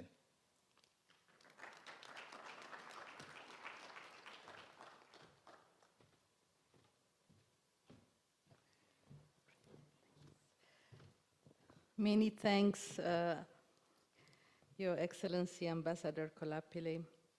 Really want to thank you for your leadership in your capacity as President of ECOSOC, in ensuring that there's indeed an effective follow-up and review of the progress in terms of implementation of not only Agenda 2030, but bringing the integrated approach and measuring as well progress of Agenda 2063. You have put the VNR and the local reviews as well on the map of the ECOSOC and the member states. And I am sure that on the road to HLPF, building on the outcomes of the regional forum, we will have indeed the opportunity of pushing the agenda of having the right data to identify where is it that we are lagging behind and where is it that investment is needed to leave no one behind. So again, thank you for your leadership, but also for sharing your insights on the need for vaccine equity, for the need for multilateralism, and the renewed commitment in terms of global solidarity, particularly as it comes to dealing with the global pandemic and other challenges. So again, thank you so much. It's now my pleasure to give the floor for the second statement to Anjali Labsi, the head of West Africa office from Unep. Thank you very much. And then I can still see a lot of people, many people in the room, so thank you, a special thank you after such a long day. I won't be very long, I'm hoping, but I would like to start by expressing UNEP's appreciation to the government of Rwanda for the warm welcome and exceptional facilities that have been put to us. Of course, Excellency, colleagues, partners, friends. 2 years into the COVID-19 has led us to draw an array of lessons to build much more resilient, inclusive, and competitive economies now and into the future. And it is now clear that ensuring that the recovery remains in line with SDGs, with the Paris Agreement and the ambitions of the COP26 will require our conscious attention to the direction of recovery spending. It is my pleasure now to share a few key messages on behalf of Unep. Key message 1. After the economic and health shock caused by COVID-19, economic revival and a long-term sustained recovery is not possible without investing in green economies. Africa is facing its first recession in 25 years as a result of the economic repercussion of the COVID-19 pandemic. The pandemic has increased the pressure on pre-existing fragilities, especially high level of unemployment and debt, as well as budget deficit. The African continent stands out as the most affected region in the world in terms of loss of income and poor household as well. Scientific evidence shows that the implementation of appropriate green stimulus measures can deliver strong economic and environmental gains with a multiplier effect 2 to 7 larger than for eco-friendly expenditure, for non-eco-friendly expenditure, according to IMF. Investing in clean and resilient recovery in Africa will not only create jobs, but also help overcome challenges related to public health, prosperity, and climate change. Yet, global responses spending have not really prioritized the environment. A 2021 Unep report entitled, "Are We Building Back Better?" Evidence from 2020 and Pathways for Inclusive Green Recovery Spending showed that globally, green investment represent 1/3 of total recovery spending and only around 5% of the total COVID-19 response expenditure. Our report called for government to invest more sustainably and tackle inequalities as they stimulate growth in the wake of the devastation wrought by the pandemic. Key message 2. In the aftermath of the crisis, ambitious plans were developed to guide and lead a green recovery, bringing an opportunity for change.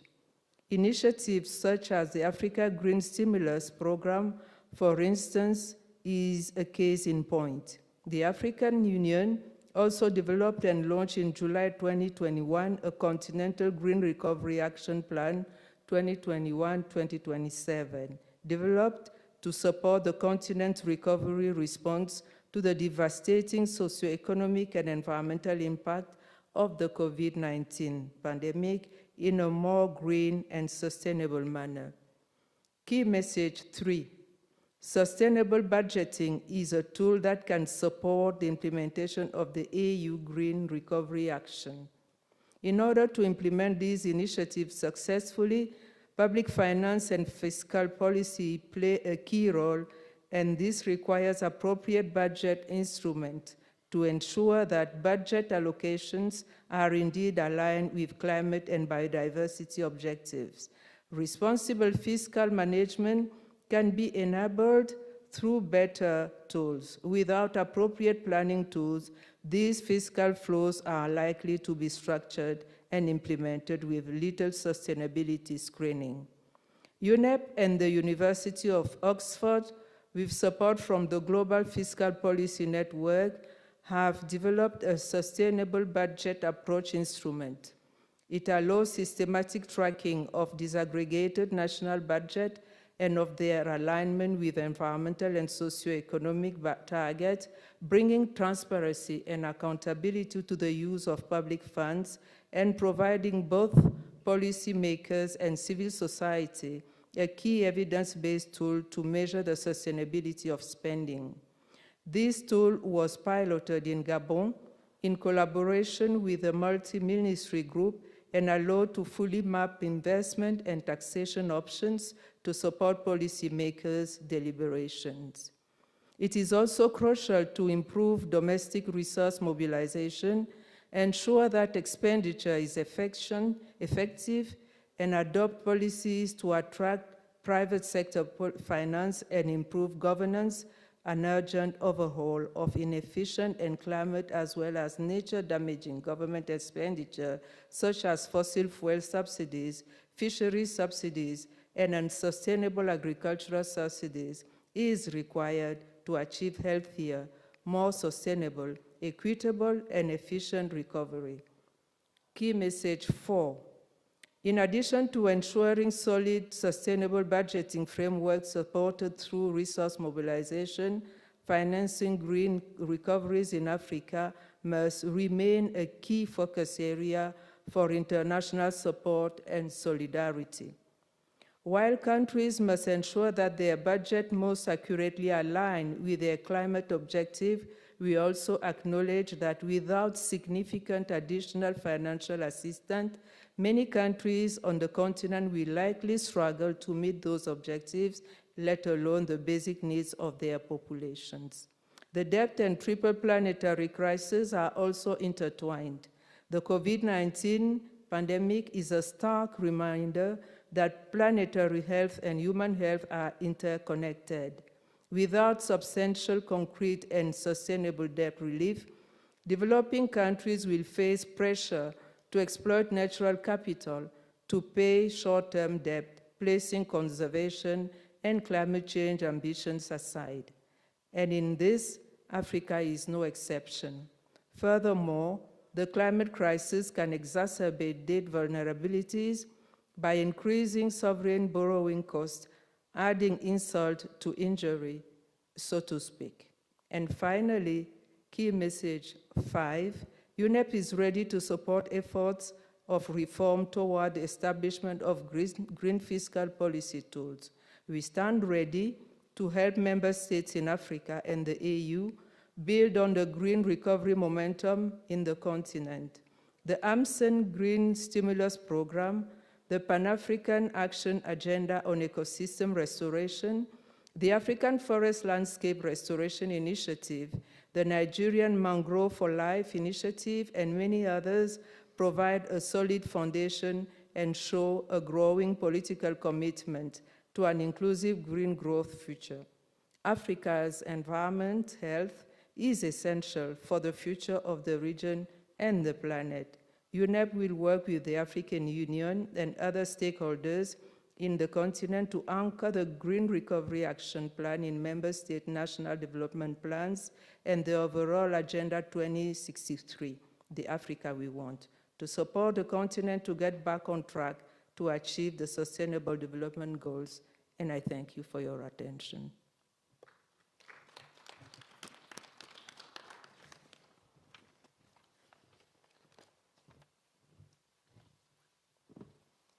Thank you so much, Anjali. Very insightful key messages that you have just shared with us. Again, congratulations to UNEP.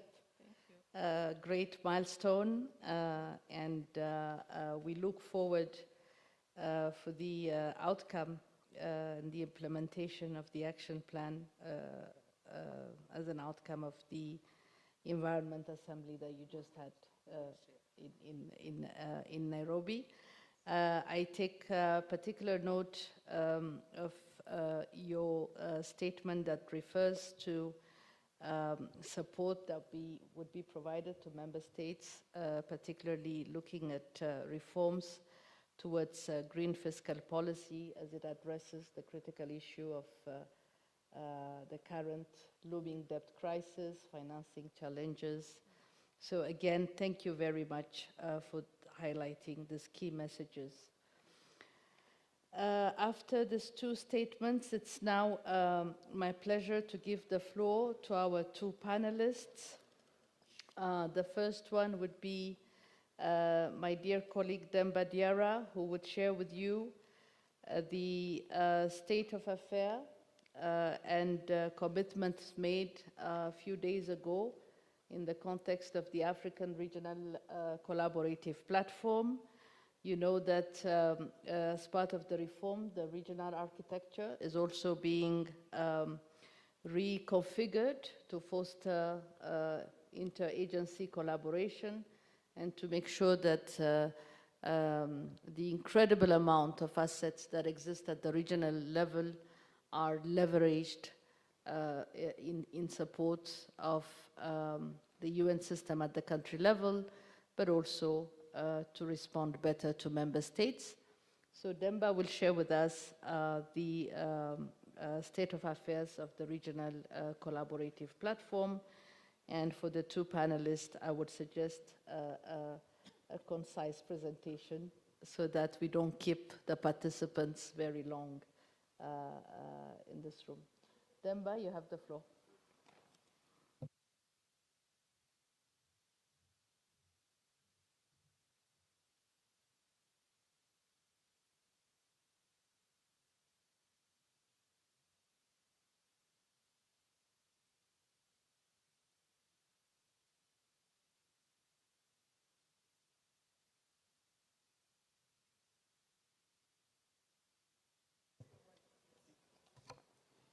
Good evening, Excellencies, ladies and gentlemen, dear colleagues, and thank you, moderator, for making my introduction quite easy. So, given the lateness of the time, let me just dive into this short presentation. Simply by recalling that this presentation is really taking the cue from the session we've had yesterday, if you recall, that has provided us with the highlight of the state of affairs presented by my colleagues Barthelemy Amar on the progress toward achieving the two agendas at the regional and sub-regional level in the implementation of, in the context of COVID crisis, I wanted to say. Therefore, this presentation that I am about to deliver is on behalf of what we call the RCP Joint Secretariat, which is made out of the Development Coordination Office for Africa, represented by the moderator, Eskedar here, UNDP, Regional Bureau for Africa, who could not be with us, and ECA, that I'm here representing. Basically, taking the cue from yesterday's presentation, which really gave us a broader picture of where we are in terms of achieving the 2030 agenda and the A63, this one is focusing essentially on what UN as a regional asset has provided to this continent from the period starting from the last FRSD to this date. So let me begin by introducing or presenting what this Africa RCP, Regional Collaborative Platform, is all about shortly, to give you context to this presentation. The Africa Regional Collaborative Platform was launched only in December 2020 under the leadership of the United Nations Deputy Secretary General, Ms. Amina Mohamed. And it has been established across the 5 regions, the 5 continents, in trying to balance UN intervention as a whole through the respective regional commission in each of the continent. Africa RCP is basically a revitalized regional collaborative mechanism that brings together, for the case of Africa, no less than 25 UN entities across the continent, working precisely on sustainable development and the implementation of the 2030 Agenda and the African Union Agenda 63. And this also span across simply the agenda to look at the country borders, cross-border issues, and then those concerned at regional level, while supporting UN country teams, as the moderator just recalled, through the provision of policy advice, technical assistance, advisory services, advocacy, and in some cases even programmatic support. In the case of Africa, the strategic guidance for driving the platform is provided by the Executive Secretary of ECA, Ms. Vera Sangwe, and also the Assistant Secretary General and Director of UNDP Regional Bureau for Africa, Ms. Auna Ezia Kondwa, who both serve the platform as co-vice chair. And in helping them drive the process, this joint secretariat that I've just mentioned in the introduction was set up to help them steer the process. Particular to this African continent, the RCP initially oversaw what we call, and it's really particular to the African continent, what we call opportunities and issue-based coalition. And the setting up also of 3 interagency task force to look into the recommendation of the ASG with regard to the issue of the hub, the knowledge hub, regional reporting processes, and efficiency of business operation globally. So what is particular is the sheer number of, number one is the terminology. In other continents, they focus on what we call the IBCs, issue-based coalition. In the case of Africa, the co-vice chair made it clear that Africa is not only about issues, but also opportunities. Hence the terms OIBC, proper to us.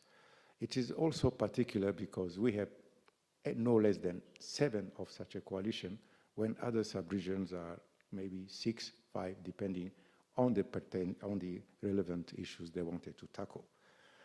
So we are pleased to also announce that we have moved now, as of the beginning of this year, from 8 coalitions, from 7 coalitions to 8 coalitions, with the addition of what we have, for now, we have called Coalition 8 on regional initiatives. We have just launched it at the beginning of the year to focus on cross-border nature of regional initiatives such as the Sahel, the Horn of Africa, and the Great Lakes for now. Now, moving to really the crux of this presentation on the Sustainable Development Agenda. As you can all see, December 2020, launching the Africa RCP, coincided somehow with the emergence of the COVID-19 pandemic, which has severely affected Africa's growth prospect on many fronts. This notwithstanding, Africa, as my colleague Bartolome yesterday indicated, was able to make some progress on at least 15 out of the 17 SDGs, and this progress was recorded since, however, 2015. And therefore, we can be relieved or comforted with such a result, except that we also know that significant challenges lie in some of the SDGs, such as SDG 13 on climate change, with the theme of this meeting, and SDG 16 regarding peace, justice, and strong institution, as the continent has regressed, unfortunately, on those critical goals. Only 3 SDG goals, good health and well-being, quality education, and life on land, offer moderate improvement. Progress on 12 other SDGs remain low or stagnated.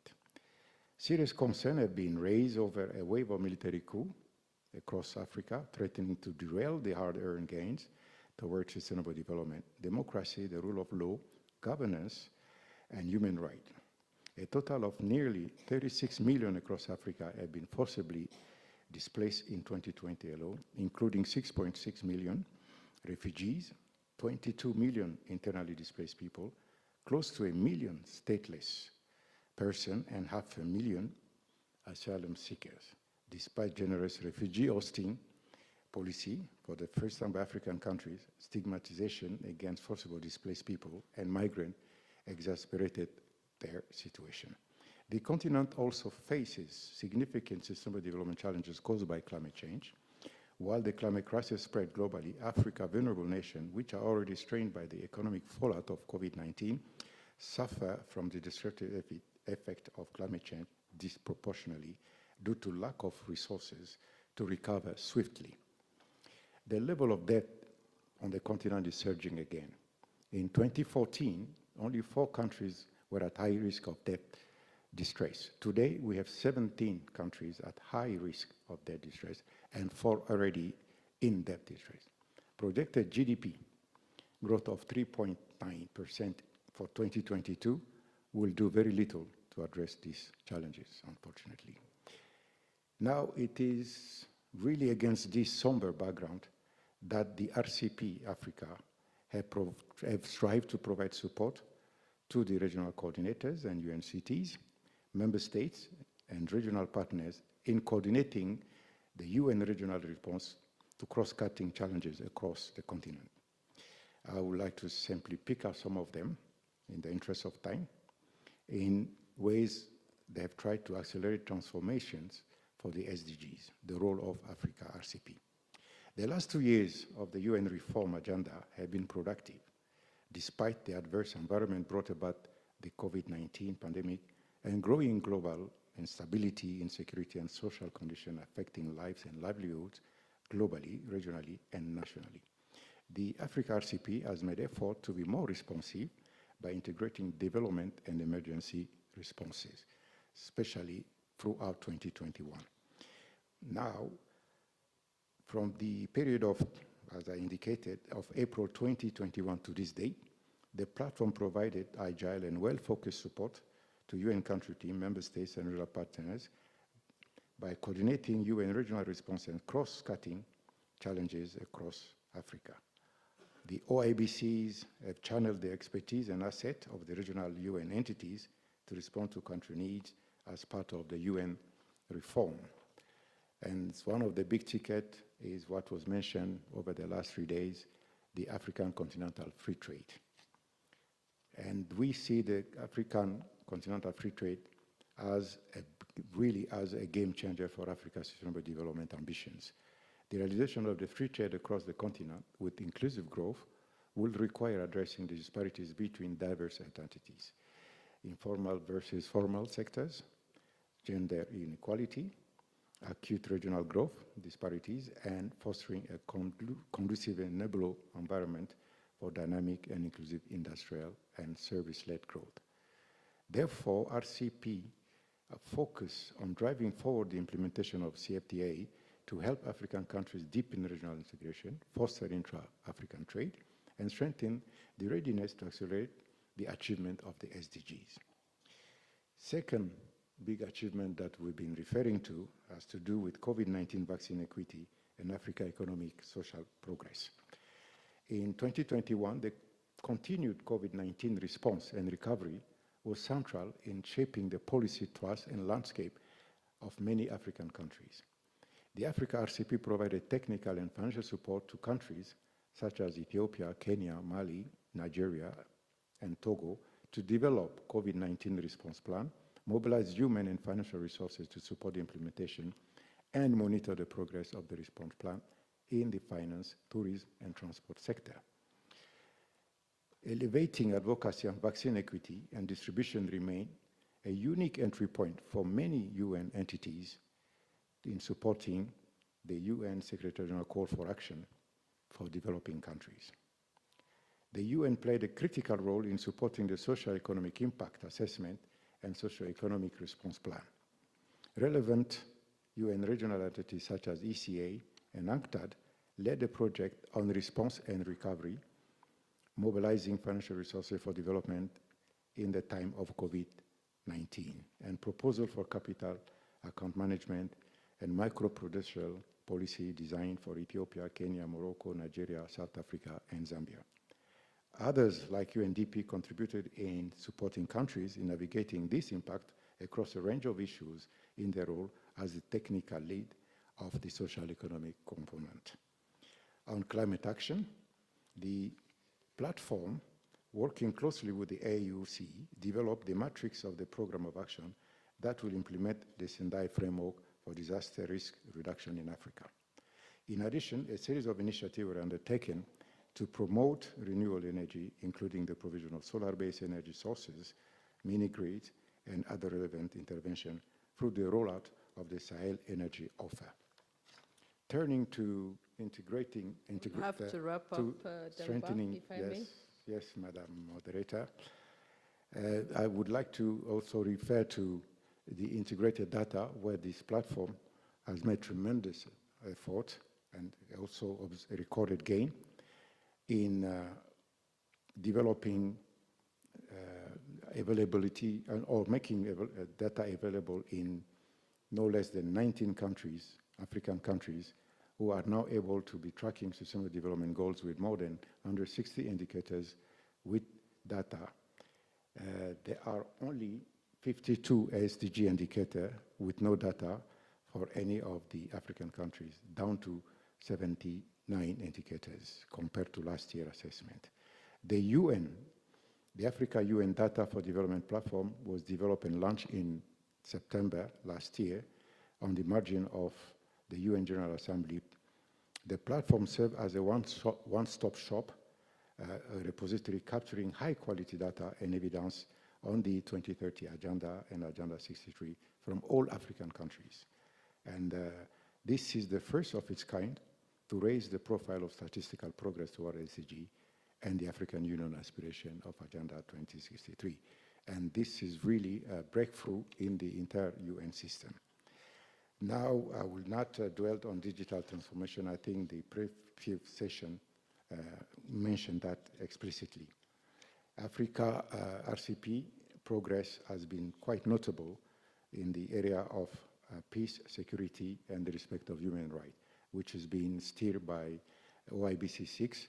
But again, in the interest of time, I'll skip that and move on to really the outcome, as the moderator indicated. We are just coming from Nairobi, where the RCP, Africa RCP has held its annual meeting, chaired by the UN Secretary General, Ms. Amina Mohamed, to look at progress throughout the year and to get some policy and decision-making moving forward.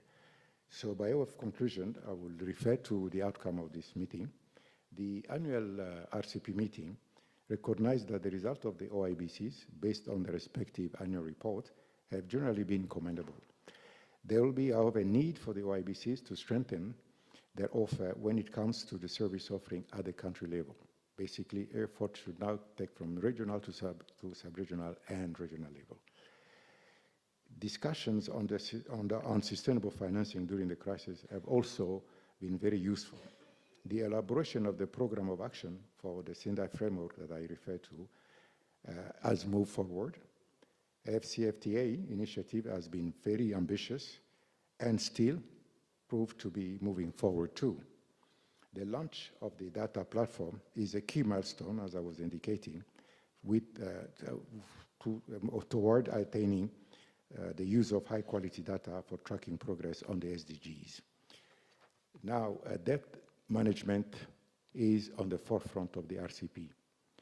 And on the SDG proper, there is urgent need to reflect on how Africa is faring, which is the purpose of this forum. There have been moderate improvement owing to, among other things, the multifaceted impact of COVID-19 pandemic. But the silver lining is now prevention. The continent needs to focus on capacities to produce vaccine so that Africa becomes less dependent on other regions in the area of vaccine production. Further, education, which is also part of the SG Common Agenda, is pertinent for real transformation and intervention, as well as investment at country level. Now, the risk of high debt level that I alluded to in my introduction, there is need to relook at the financial architecture and implication for Africa, building on the financing for development agenda. Political and security challenges on the continent are reversing some gains on democracy and rule of law. Exacerbating the situation is the climate crisis that has spread, and recent reports show that impact are worsening. Hence, the 2022 United Nations Climate Change Conference, COP27, will definitely give us an opportunity to see how Africa can capitalize on that COP, particularly since we refer to it as the Africa COP. Now, with the foregoing status quo, Africa Regional RCP should play a key role in what we now call rescuing the SDG, working backward, prioritize milestones to consider each year with no room for anything being carried, meaning no more unfinished business. Africa RCP ambition for 2022 should be focused on the deliverable end result. More planning, modeling, and scenario are needed to assure more flexible responses. There may be nothing worse in decelerating progress than COVID-19. Opportunities that present themselves in leveraging scale and more speed include the common agenda. The RCP can pick up on a few additional issues from the common agenda to be used to boost the 2030 Agenda for Sustainable Development and Agenda 2063. Example cited included social protection and social contract, and recalibrating the financial architecture, peace and security architecture to resolve complex conflict. So there will be need, finally, to review the performance of those OIBCs on a yearly basis and highlight the performance of those that have done well, particularly on the COVID front, education, peace and security. So, Madam Chair, with those words, allow me to conclude on behalf of, and thank you all on behalf of the Joint Secretariat and for your kind attention as well. Thank you.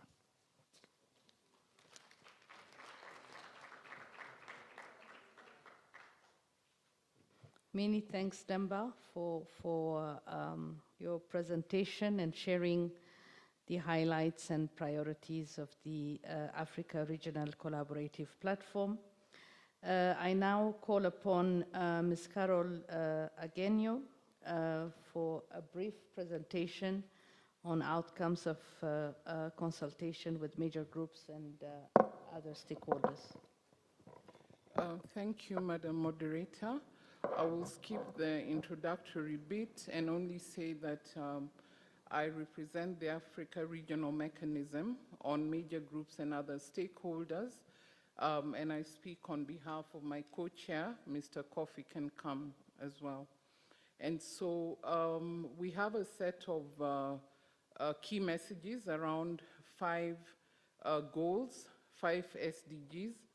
The first one is on quality education, and the message is that African governments should ensure that quality education is available and accessible to all children and young people in all their diversities, especially girls, through multi-sectoral consultations that inform the development of gender-responsive education sector plans, strategies, and budgets to ensure no one is left behind.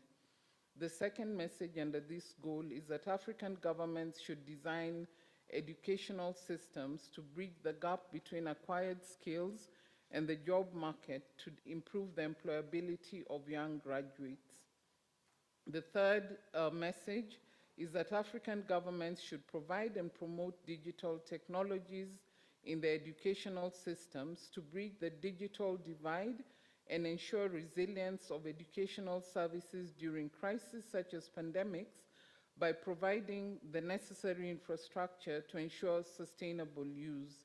They should also offer training on skills for people to use the technology. The next message, still on quality education, is that African governments should enact, amend policies to ensure every child is guaranteed free, safe, quality, and compulsory education up to 12 years, and should integrate the Sustainable Development Goals and corresponding aspirations of Agenda 2063 into their education systems to raise awareness of the implementation and contribute to their achievement. And the last one under this goal is that African governments, the private sector, and development partners should ensure lifelong learning and skills development through adult education and technical vocational skills training to reskill and upskill workers to meet the changing job market requirements occasioned, among others, by digitization and climate action, as well as access to decent and climate-friendly jobs.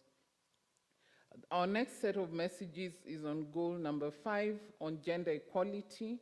The first one is that African governments should adopt a gender-responsive approach to the pandemic, considering that the pandemic has exacerbated gender inequalities and increased vulnerabilities faced by women. In this regard, African governments should pay particular attention to economic sectors that mostly employ women, where the pandemic has disproportionately pushed women out of formal and informal employment. The second message under this goal is that despite the pressing need to respond to the pandemic, African governments must prioritize sexual and reproductive health services for women and adolescents in all their diversities and uphold sexual and reproductive health rights. The third one is that African governments should commit increased funding to end all forms of gender-based violence, which worsened during the pandemic, including supporting and implementing survivor-centered and community-led and response programs. Still on gender equality, the next message is that African governments should implement concrete policies to ensure that women are adequately represented at all levels of decision-making, thus ensuring that public policies consider women's needs and priorities, including women's ownership rights to land, forests, and other natural resources. The last one under this goal is that African governments should adopt policies to promote an equitable share of domestic responsibilities between men and women, including paid paternal leave for fathers and mothers, and investing in childcare services to reduce the burden of childcare that disproportionately falls on mothers, thus making it harder to balance their professional personal lives. The next set of goals is under Goal 14, Life Below Water.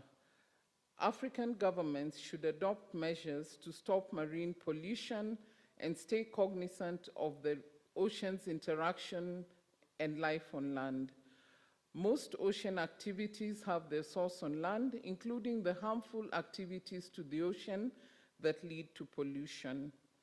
The second message under this goal is that African countries need to invest and support the engagement and inclusion of community groups, including women, youth, indigenous, coastal communities, and marginalized groups, through ensuring access to finance, capacity building, and sustainable skills development in addressing life underwater. The third message is that African member states need to effectively enforce existing national, regional, and international policy and regulatory frameworks on life below the water while ensuring policy coherence. The next set of messages is still on goal number 14, life below water. There is need for states to adopt a human rights-based approach in implementing SDG 14 and include human rights considerations within the development and implementation of the blue economy. The fifth message is that governments should ensure that protecting oceans does not only serve as water surfaces, but as carbon dioxide reservoirs, regulating climate change, home for fish and other aquatic life, including critical ecosystems of mangroves, marine seascapes, marine plants, coral reefs, the deep blue, and opportunities for transport and touristic potential, amongst others. And the last message under this goal is that there is need to invest in and use the best available science, technology, and data, including indigenous knowledge, to inform policy solutions. The next set of messages is for goal number 15, which is life on land. The first one being that governments need to take the lead on biodiversity, natural resource, and climate change resilience for Africa's humans and ecology. The next message is that we need to develop a biodiversity and climate nexus that works for the ecosystem and people's well-being, including women, youth, and marginalized groups. The third message is that African governments must recognize the enormous role that indigenous peoples and local communities, including women and youth, play in the stewardship of nature, and strengthen their collective capacity and support to engage in international policy processes meaningfully. The fourth message under this goal is that African states need to universally ratify and fully implement continent-wide legally binding instruments to protect forests and biodiversity, one that will guide the implementation of the post-2020 Global Biodiversity Framework. And the last message under this goal is that global conferences need to adopt a multi-stakeholder approach that results in inclusive, multi-sectoral, and interdependent approaches whose recommendations will be forwarded to multilateral organizations for enforcement support. Then the last goal under which we've developed some messages is goal number 17, which is on partnerships for the goals. The first message under this is that governments are responsible for implementing the 2030 agenda. For that purpose, they should create space and provide resources for other actors, namely private sector, civil society organizations, volunteers, and other stakeholders, in order to support the process of reaching the 2030 agenda without leaving anyone behind. The second message is that it is crucial to develop monitoring, review, and accountability frameworks for the SDGs and Agenda 23 at all levels, that is at the local, national, and regional levels. Governments should facilitate national statistical offices to develop national guidelines for generating and using citizen-generated data in line with the African Charter on Statistics. The next message is that there is need to adopt clear Agenda 2030 and Agenda 2063 financing mechanisms and compliance with the research and development commitments of the African Union, while emphasizing domestic resource mobilization through a just tax system and responsible debt management, which implies establishing a transparent debt relief architecture with debt restructuring and cancellation while curbing illicit financial flows and monitoring private sector involvement. The next message under this goal is that a new global and regional governance model is needed, with policy coherence to redress the current imbalance of power and uneven distribution of wealth at international level. A truly inclusive multilateral system where social partners are on board and have a say is really needed.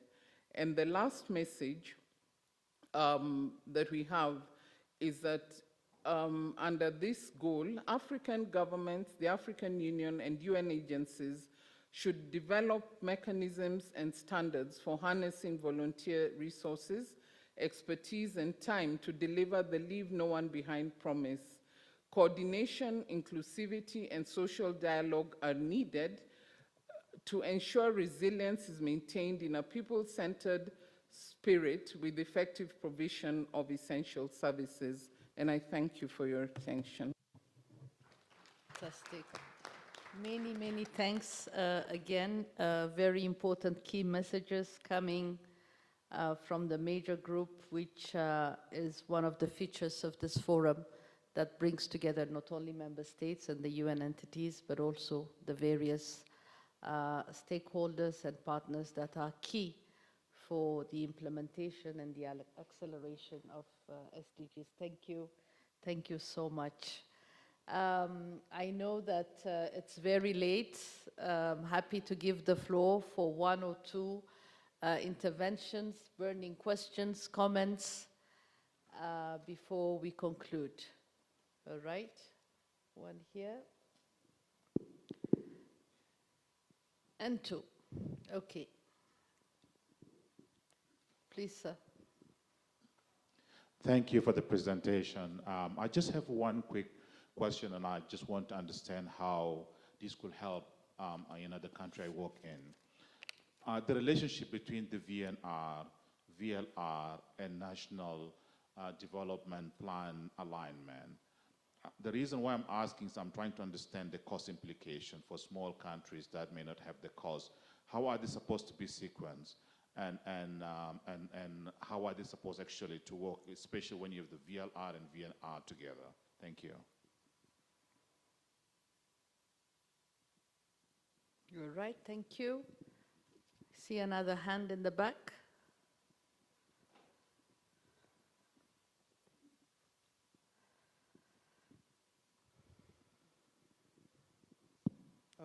Thank you, moderator, for the opportunity.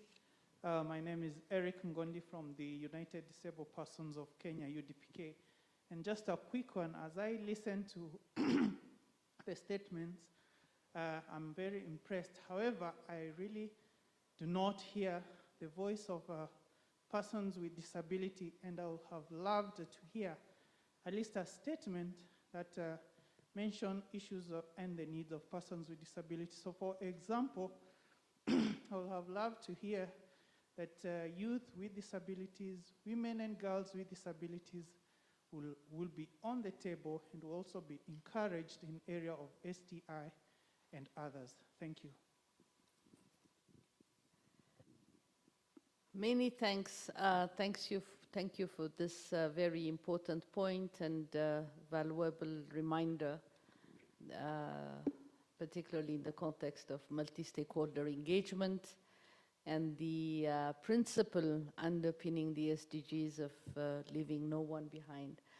On the two questions, may I invite any of our distinguished guests and panelists to take the floor and react and respond. Ambassador Kelapele, do you want to take the one on the VNRs as well as the second one? Thank you, Madam Moderator. Mine will be a comment. Of course, I will yield to the other panelists to add. My understanding, there is no difference. You shouldn't be talking about the difference between the voluntary local reviews and the VNRs at national level.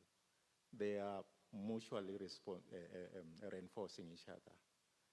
The process requires that it starts from the grassroots. Actually, I mentioned that in my statement, creating that link where the local level, the grassroots level, must also initiate their process, which then should feed into the national level reviews. So they are mutually reinforcing, but I think the colleagues will add additional details on this. The issue of inclusivity, in as far as it concerns persons with disabilities, I think it's a very important reminder, and I thank the speaker for raising that. You would recall my inaugural statement of the 21st of July last year. One of the 8 priorities related to inclusivity, including all the most vulnerable groups. But of course, you are right that sometimes when we abbreviate, we tend to imply that we are not taking seriously, especially those who are in disability conditions. I believe most of our countries in this room must be signatories to the relevant convention that actually relates to persons with disabilities. So we are all bound to implement the provisions, including those of the General Assembly, which do emphasize on the need to include and be accommodative in every aspect, including access issues, even access to conference facilities like this. I know there's still those conference venues which have not actually accommodated the needs of persons with disability. So I will limit that to a comment while yielding also to the other panelists to add their points. Thank you so much. Many thanks, Ambassador Kelapele. Other 1 or 2 panelists who want to react? Maybe, Madam, yes? Thank you very much, Madam Moderator, and thank you for the questions. I think I won't speak to the VNR because the ambassador has comprehensively responded to that, but I want to speak to the issue of inclusion. And for my compatriot from Kenya, one of the major groups that I represent is persons with disability, and so they were present as we developed these messages. And so we did take into account the issue of the diversities, the vulnerability, and all the other issues that define the major groups. We have 17 constituent groups, of which disability is one of the groups. And so even though it may not appear in black and white, the issues are taken into account. And we also had to limit the number of goals to basically 5. But if you look through each of the goals, we've taken the issue of diversity in broad terms to include the full representation of the major groups and the stakeholders that are represented in the mechanism. Many thanks for this valuable input. Demba, 1 second. We want to close at 8. Toujours. Yeah, thank you, moderator. I'm sorry for trying to react this late, but I was hoping you, moderator, would have responded to our colleagues from Kenya and giving the assurance that really the whole UN Secretary General Common Agenda, it's all about people-centered. It's a new social contract where disability, diversity is all taken on board. And more than ever, as this agenda been so dear to the UNSG, then more recently, where all staff of the United Nations is receiving recurrent training on disability, and then under the task force on common offices also is looking at how to integrate the concern of disabled people into all common premises of the United Nations. Just to reinforce the point made by Ambassador Keting. I thought you would have reacted, but thank you. Fantastic. Many thanks again. Maybe one additional point to the first question. I think you were also asking how the VNRs and the national development plans come together. I think the VNR is to be looked as a process that provides for the data, that provides for the analytics, that help us understand where we stand with a robust kind of situation analysis that will help countries identify the strategic priorities in their national development plans. So it should not be considered as one shot or one event, but rather a process that fits into the data that is needed to identify the priorities that are reflected in national development plans along the lines of the SDGs and the Agenda 2063 in a way that is integrated and in a way that shows that the SDGs are also interconnected. Hope that helps, and happy to bring that up in our later engagement tomorrow. I would like to really thank our distinguished guest, Your Excellency Ambassador Kelapili, our colleague from Unep. I think it shows the importance of the forum for you to be here with us while so many things are happening in Nairobi. Many thanks to Demba that has conveyed the messages from the RCP and our priorities as we commit to regularly update you on the value proposition and the implementation of this new collaborative platform. And of course, many thanks as well for the to the chairperson of the multi-stakeholder coordination mechanism. We will continue to be engaged. Thank you so much for your patience.